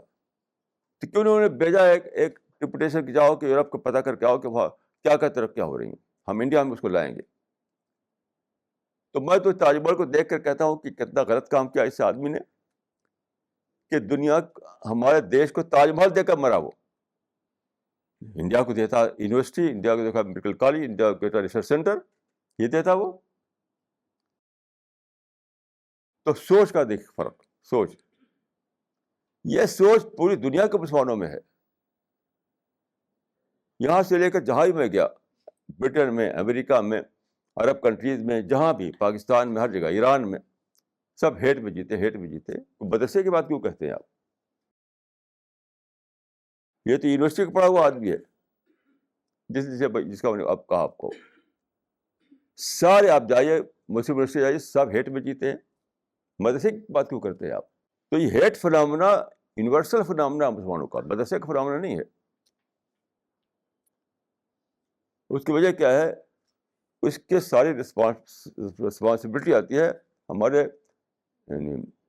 انکمپیٹنٹ لیڈروں پر, جنہوں نے فارمولا, اس زمانے میں مسلمان جو ہے ان کو ڈکلائن پر آ گئے تھے وہ, تو پھر سے اٹھانے کے لیے کیا انہوں نے فارمولا نکالا کہ وہ بلے مدرس کا فارمولا, پرائڈ کا فارمولا. لوگوں کہتے ہیں پرائڈ لاؤ, پرائڈ. تو پرائڈ تو الٹا ڈوز تھا. یہ ایک بھی آدمی مجھے بتا دیجیے پورے اس 200 سال میں جس سے جو کہ سچ مچ جانتا ہو کہ ماڈرن ورلڈ سائنٹیفک ورلڈ ہے, ماڈرن ورلڈ ایک نیا ورلڈ ہے, اور مسلمانوں کو ماڈرن ایجوکیشن لینا ہے, ماڈرن سائنس سیکھنا ہے, ماڈرن نالج ان کو گین کرنا ہے. مجھے ایک آدمی مجھے بتا دیجیے. سر سید جو کہا جاتا ہے کہ صاحب ایجوکیشن ان کے لیے کیا تھا,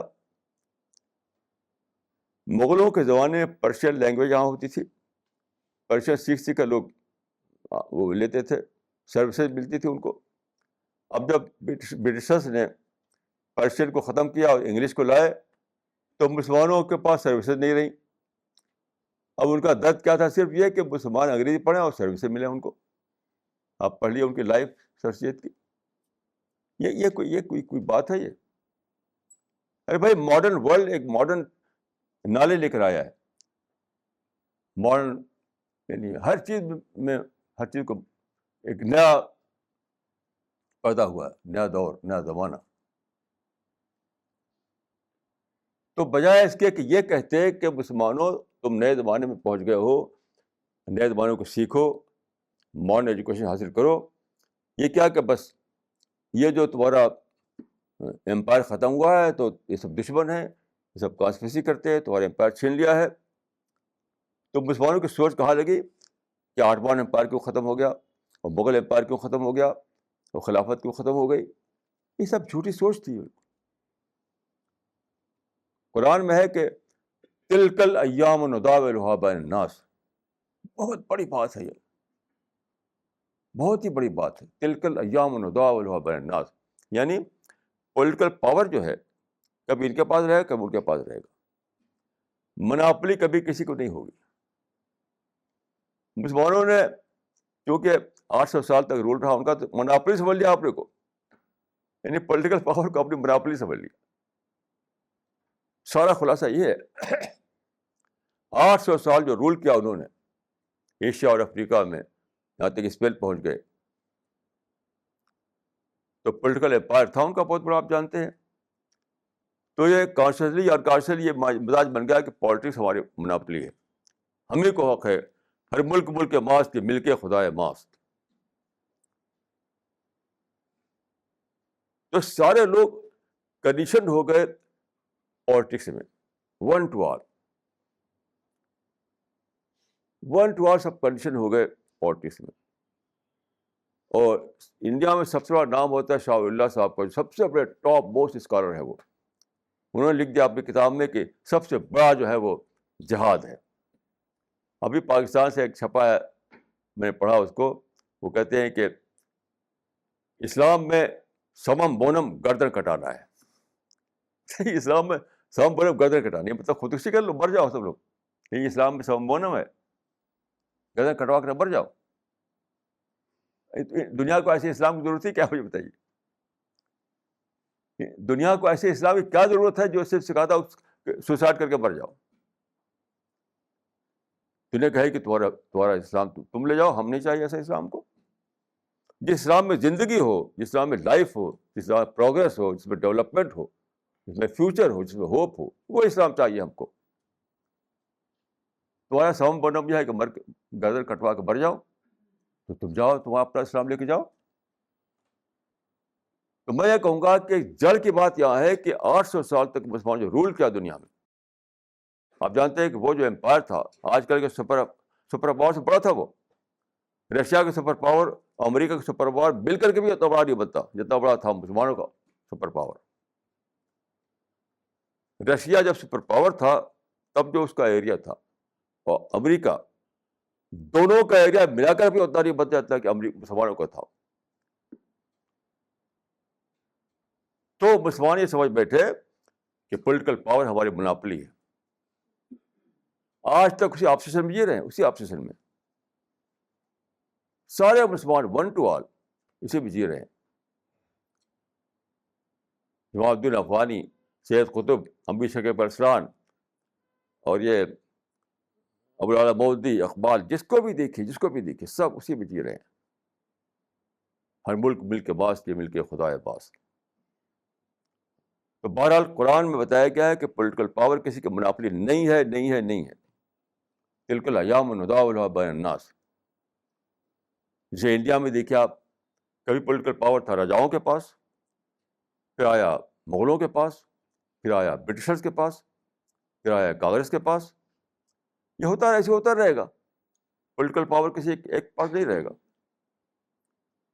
کبھی بھی پولیٹیکل پاور کسی کا مناپلی نہیں بن سکتی. لیکن انفارچونیٹلی یہی سارے مسلمانوں کا حال ہوا.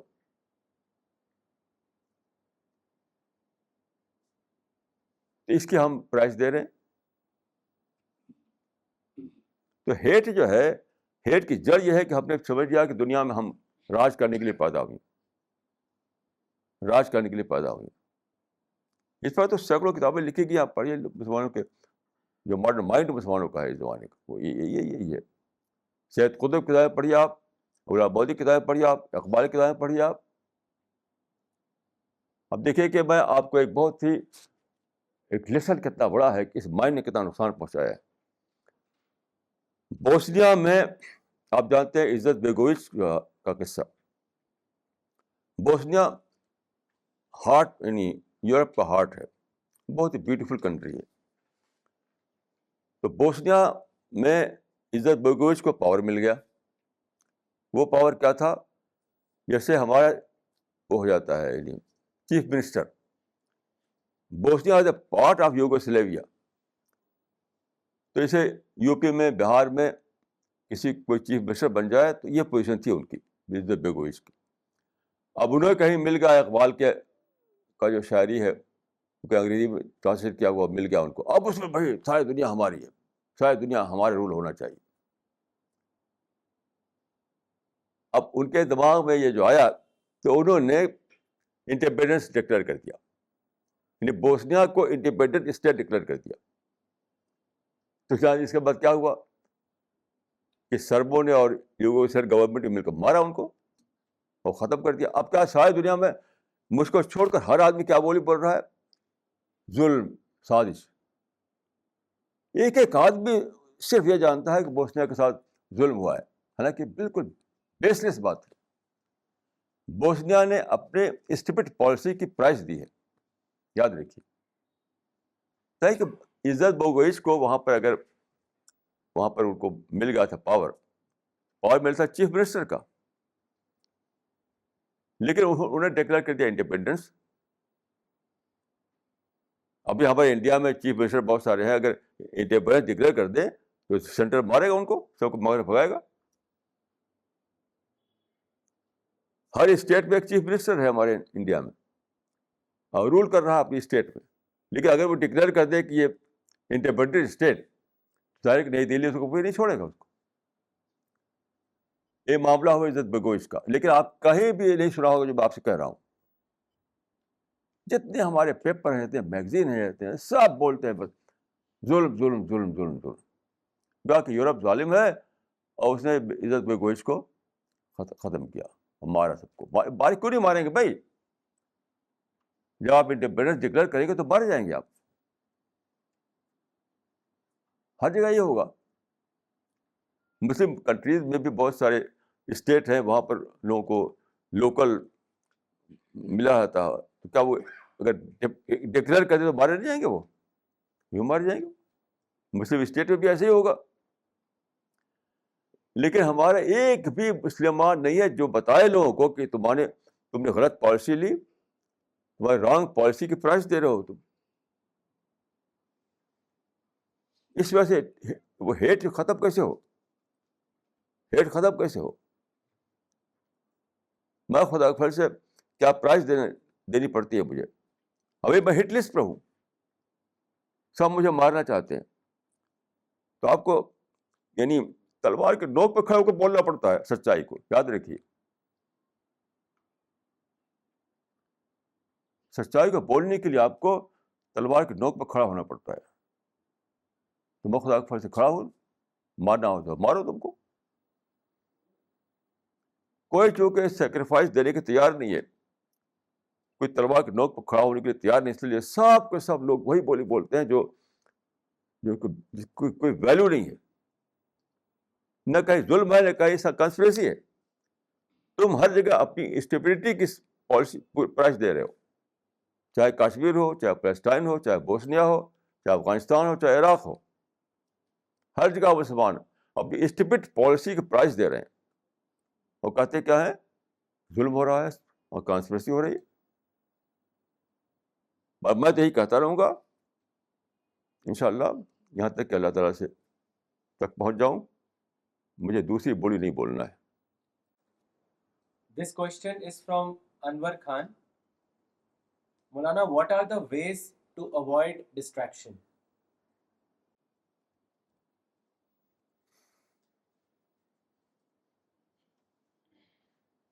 Self control.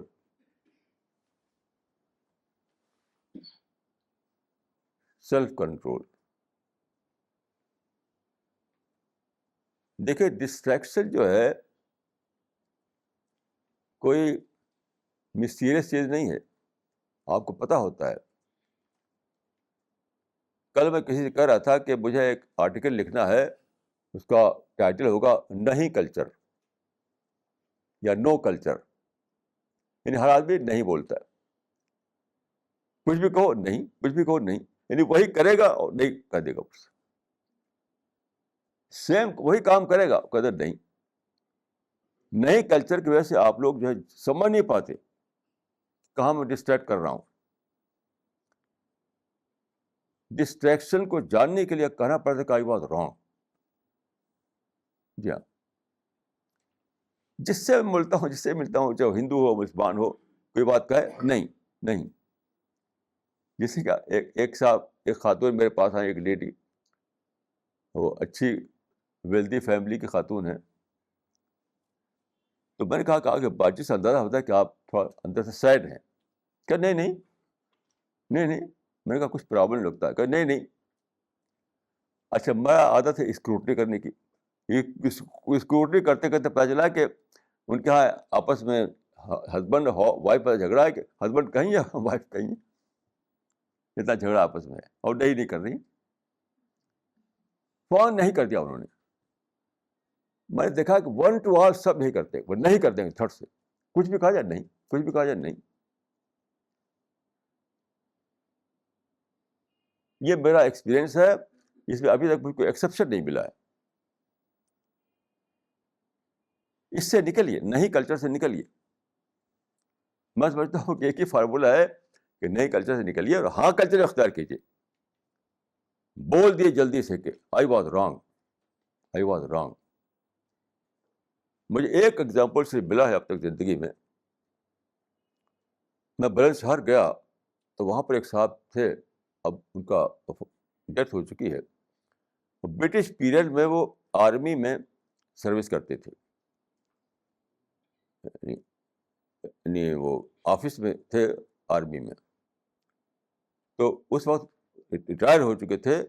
تو میں اکثر جو ملتا ہوں کسی سے تو کہتا ہوں کہ اپنی زندگی کا کوئی بتائیے، کوئی ایکسپیرئنس بتائیے کچھ. ہمیشہ پوچھتا ہوں لوگوں سے. تو انہوں نے کہا کہ میں دلی میں تھے، وہ وہاں میں آفس میں تھا آرمی ہیڈ کوارٹر میں. تو انگریز افسر تھا، اس نے مجھ سے ایک فائل مانگا جس میں ایک پیپر تھا، اس کو دیکھنا تھا کہ مجھے فلاں پیپر دیکھنا ہے، اس کا فائل بھیجو. تو انہوں نے وہ فائل جو ہے اس کو بھیج دیا. اب اس نے اس کو دیکھا فائل کو، تو اس میں وہ پیپر نہیں ملا. تو وہ خود آیا، اس نے اس کو پٹکا فائل کو کہ دوسرا فائل تم نے بھیج دیا میرے پاس، کیسے آدمی تم؟ تو اس کے میز میں پٹک کے چلا گیا. اور اصل میں کیا تھا، انہوں نے دیکھا تو وہ بالکل صحیح فائل بھیجا تھا انہوں نے، اسی میں وہ پیپر تھا وہ.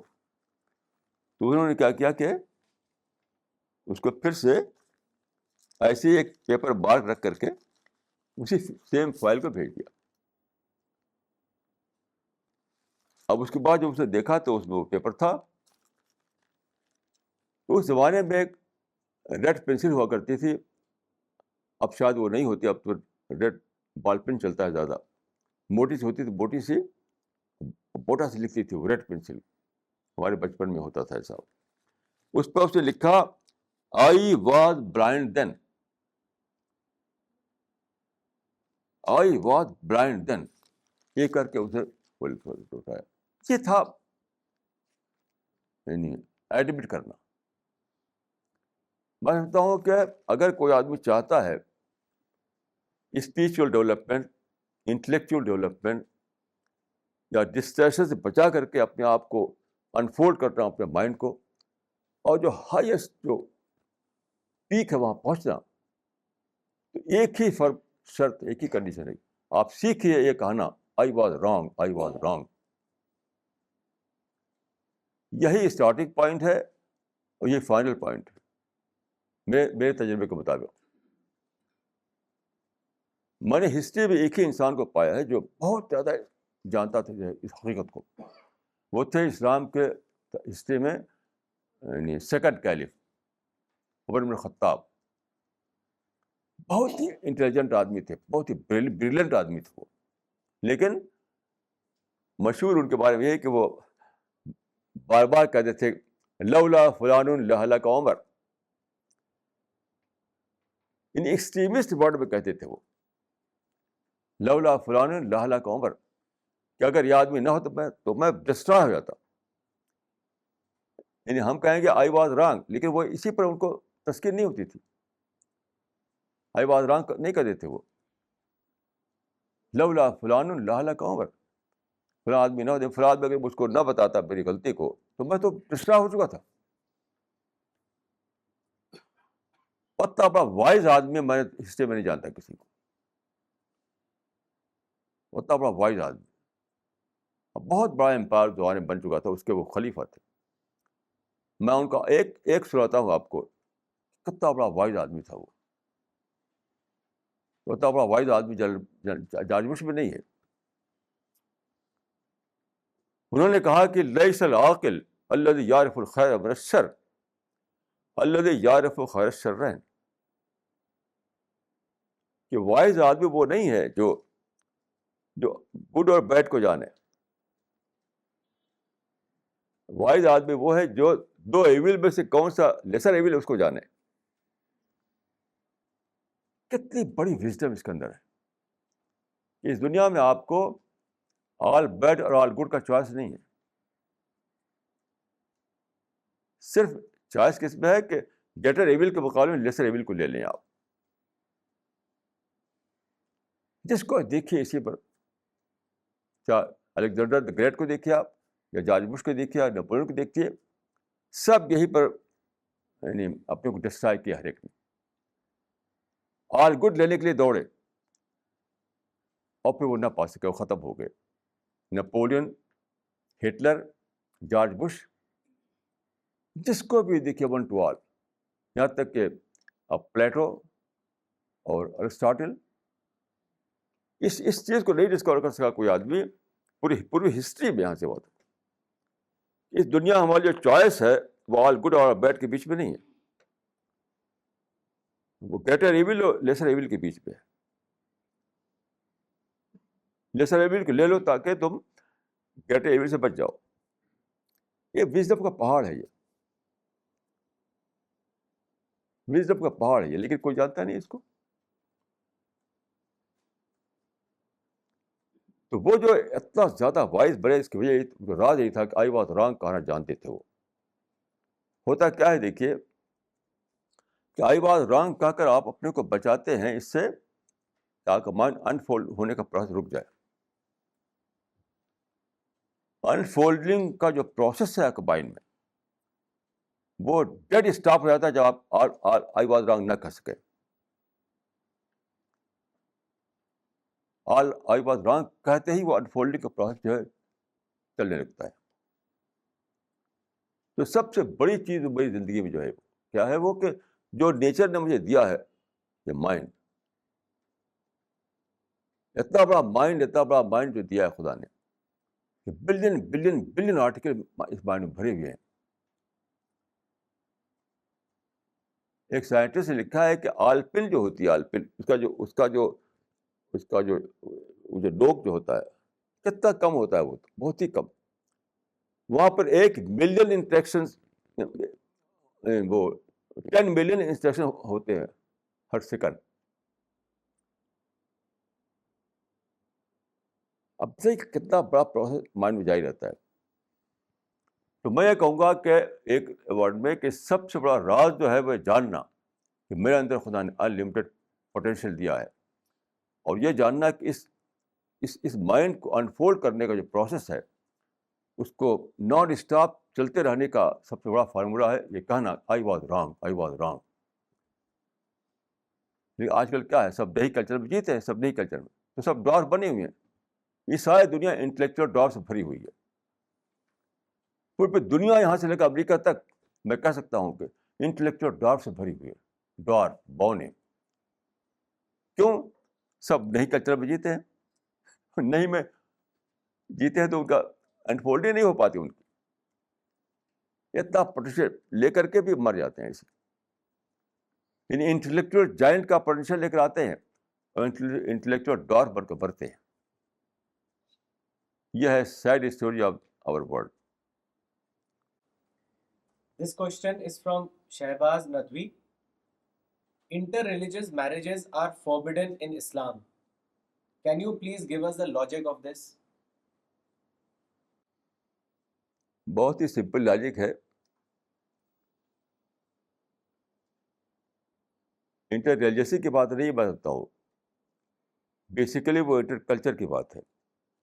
خود مسلمانوں میں بھی دو کلچر اگر ہو, دو کلچر کا آدمی, مطلب ایک ایجوکیٹڈ فیملی ہے, ایک جو ہے وہ ہے جہاں ایجوکیشن نہیں ہے وہ فیملی ہے. تو شادی کر دیا, آپ جلدی وہ جھگڑا بنا رہتا ہے. میں خود اپنی فیملی میں جانتا ہوں اسے قصے کو. جی ہاں. تو چیز ہے کہ ہر آدمی بیسیکلی وہ ایک کلچر اس کا ہوتا ہے, اسی میں جیتا ہے. وہ ہر آدمی مسٹر کلچر ہوتا ہے. یعنی ہر شادی بٹوین ٹو کلچر ہوتی ہے, ہر شادی, چاہے مسلم ہو یا مسلم نان مسلم ہو. یاد رکھیے اس کو, مسلم ہو یا مسلم اور نان مسلم کے بیچ میں ہو, ہر قدر وہ ہوتی ہے انٹر کلچر میرج. تو اسی لیے فقہ حنفی میں یہ شرط ہے, یہ کنڈیشن ہے کہ کفر کی کنڈیشن ہے. کفر کہتے ہیں اس کو, یعنی برابری, کلچرل برابری. تو میں سمجھتا ہوں کہ مسئلہ یہ ہے کہ آپ کر کے دیکھ لیجئے, شادی چلے گی نہیں. میں نے ایک پڑھا تھا ایک آرٹیکل, اسلامک ریویو ایک پرچہ نکلتا ہے, وہ آتا ہے میرے پاس.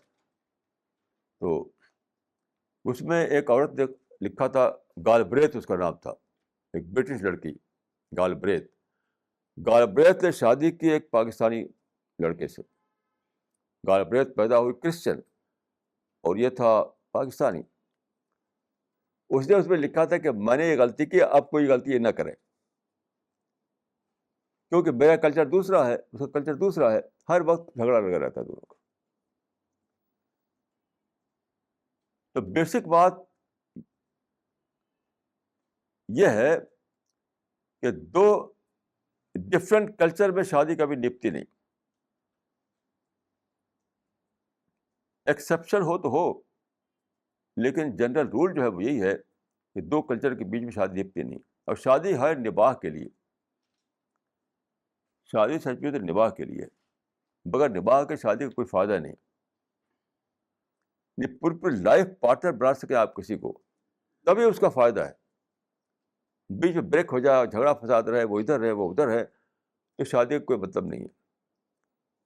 تو شادی کا مطلب ہے نباہ ہونا, اور نباہ ہونے کی ضروری ہے کہ دو ڈفرینٹ کلچر میں شادی آپ کریں گے تو نباہ نہیں ہوگا. تو اسلام اس پر زور دیتا ہے کہ شادی میں نباہ ضروری ہے. میں سمجھتا ہوں کہ یہ اصل وجہ. This question is from Dr. Farida Khanam. Can any one of us become an Einstein or Newton if we strictly keep ourselves away from all kinds of distractions? Certainly.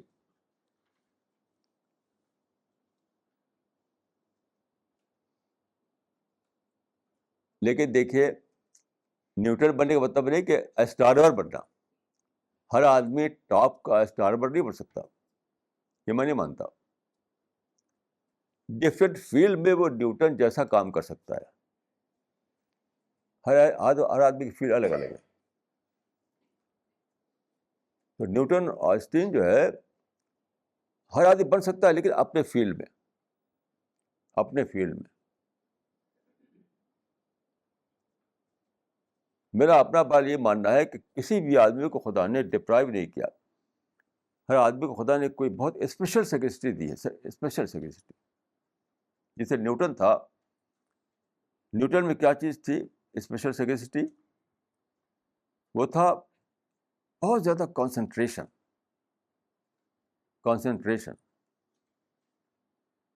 تو نیوٹن کہا جاتا تھا وول گیدرر کہا جاتا تھا, وول gatherer, کہ کسی چیز کو بہت ہی دھیان کر کے دیکھنا, بہت ہی زیادہ دھیان, اسی میں ایک دم گم ہو جانا. جیسے ارجن کا قصہ ہے کہ وہ کو ایک چڑیا کی بائیں آنکھ دکھائی دی تھی صرف, وہ تھا کنسنٹریشن.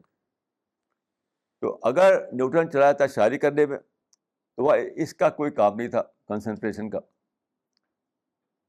ایسی فیلڈ میں گیا وہ جہاں کوئی کنسنٹریشن کا واقعتاً اس کا یوٹیلائزیشن تھا اس کا, تو ترقی کی اس نے. اگر وہ شاعری کرتا, اسپورٹ میں چلا جاتا, وہ فلم میں چلا جاتا, تو اس میں اس چیز کا کوئی استعمال نہیں تھا.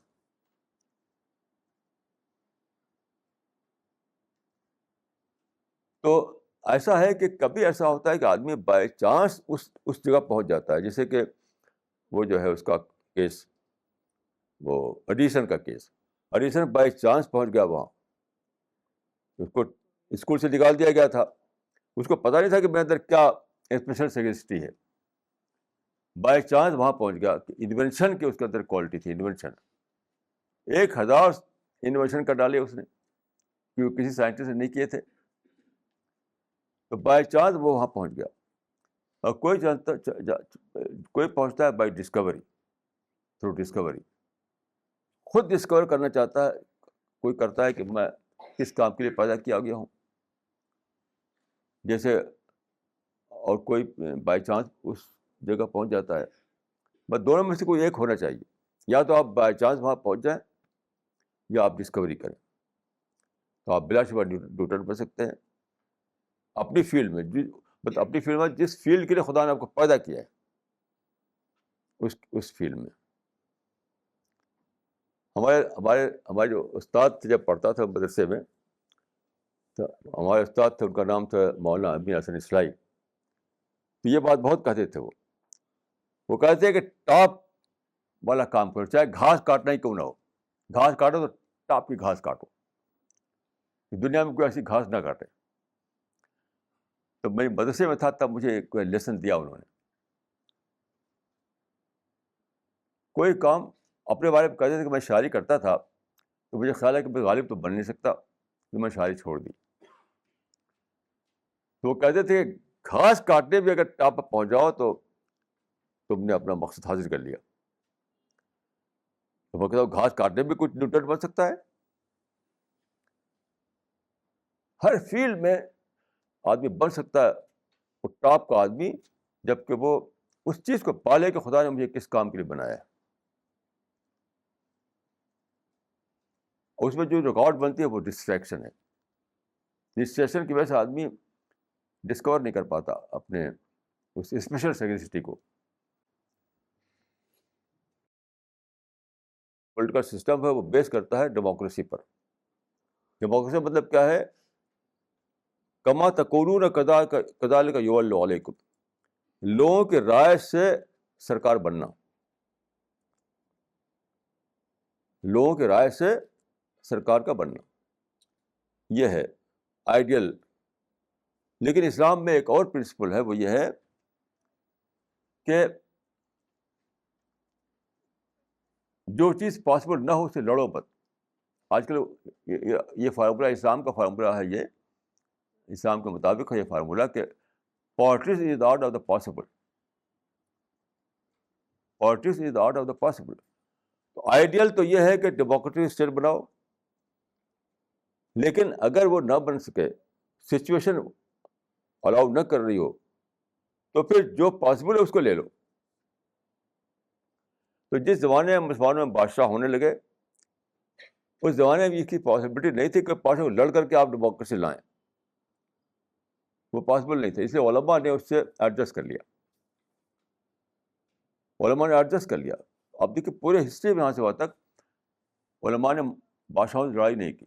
اس زمانے میں آئے یہ سید قطب مودودی وغیرہ، انہوں نے لڑائی چھیڑی یہ، لیکن اس سے پہلے جو زمانہ گزرا کسی بھی عالم نے بادشاہوں سے لڑائی نہیں چھیڑی.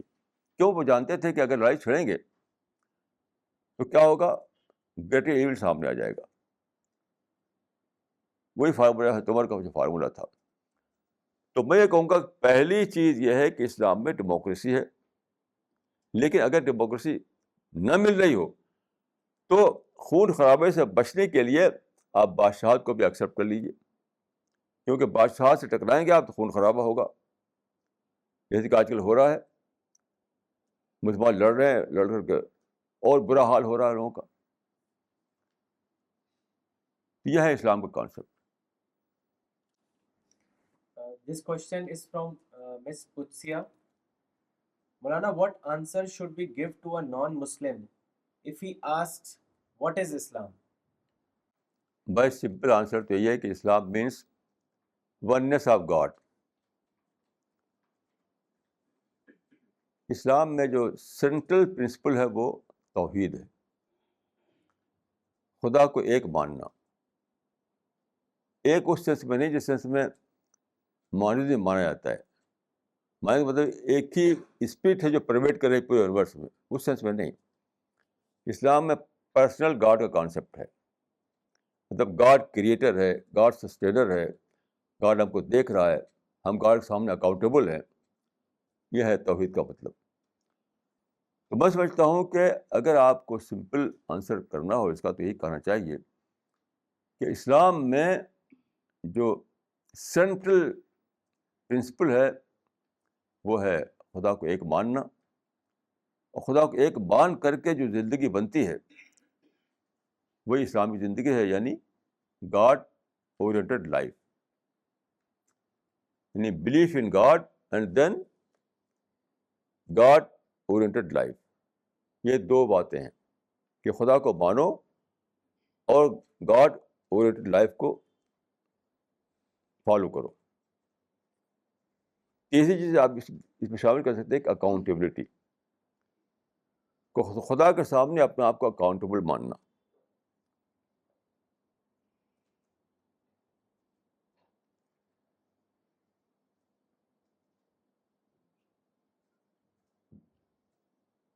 یہی ہے. How can we become truly happy in this world? میں نے جنرل مشرف کو خط لکھا تھا کہ آپ کے دیش میں پیس کیسے آ سکتا ہے، پیس، کیونکہ آپ جانتے ہیں کہ ہم دنیا میں شاید سب سے زیادہ جہاں پیس نہیں ہے وہ پاکستان ہے. سب سے زیادہ پیس جہاں نہیں ہے وہ پاکستان ہے. ایک سروے میں بھی بتایا گیا تھا. تو میں نے ان کو لکھا تھا کہ آپ کے دیش میں پیس کیسے آئے گی؟ You have to accept the reality, جو ہے اس کو مان لو. اسٹیٹس کو بدلنے کی کوشش کر رہے ہیں آپ، مطلب انڈیا پاکستان میں جو اسٹیٹس کو بن گیا ہے آپ لڑ رہے ہیں کہ وہ بدلے ہو، تو اس وجہ سے آپ کا پیس ختم ہو گیا ہے. تو ہیپینس نام ہے اس بات کا کہ آپ یہ مان لیں کہ دنیا میں ہیپینس ہے ہی نہیں. اس دنیا میں سچ ہیپینس تو سچ پوچھے تو پیراڈائز میں ہے. چیز یہ ہے کہ آپ چاہتے ہیں ان لمیٹڈ ہیپینس، دنیا میں آپ کو لمیٹڈ ہیپینس ملتی ہے، لمیٹڈ، اسی لیے آپ کو سیٹسفیکشن نہیں ہوتا. ان لمیٹڈ ارتھ جو ہے اس کو خوشی ہوگی ان لمیٹڈ ہیپینس سے، وہ ملے گی پیراڈائز میں. تو میں اس کی اکثر مثال دیتا ہوں کہ آپ ہوائی جہاز میں سفر کر رہے ہیں، آپ کو عادت ہے روزانہ صبح کو پارک میں دوڑنے کی. اب آپ چاہیں کہ ہوائی جہاز میں دوڑیں آپ، تو وہ نہیں ملے گا آپ کو دوڑنا. تو پھر بھی آپ کیوں پیسفل طریقے سے آپ ہوائی جہاز میں ٹریول کرتے ہیں؟ کیوں؟ آپ مان لیتے ہیں کہ بھائی آپ یہاں پارک نہیں ہے، یہاں مجھے دوڑنا ملے گا نہیں، تو پھر آپ کو پیس آ جاتا ہے. حالانکہ گھر پر ہو تو پیس نہیں آئے گا بغیر دوڑے ہوئے. اب جائیں گے دوڑیں گے پارک میں, بغیر دوڑے آپ کو چین نہیں آئے گا. یہ مان لیجیے کہ دنیا میں ہیپینس ہے نہیں, اس لیے وہ ملے گی بھی نہیں. ہم اس وقت دنیا میں ہیں, ویٹنگ روم میں ہیں. ابھی ہم بیٹھے نہیں ہیں سواری پر, ویٹنگ روم میں. تو ویٹنگ روم میں سواری کیسا مل جائے گی آپ کو؟ تو اپنے آپ کو آپ مان لیے کہ آپ ویٹنگ روم میں ہیں, تو آپ بالکل پیسفل طریقے سے بیٹھے رہیں گے وہاں. تو ان لمیٹڈ ہیپینس صرف پیراڈائز میں ملے گی, یہ دنیا میں نہیں مل سکتی ہے. اس کو آپ مانتے ہی آپ کے اندر پیس آ جائے گا. یہ ایک ہی فارمولہ ہے پیس کا اس دنیا میں.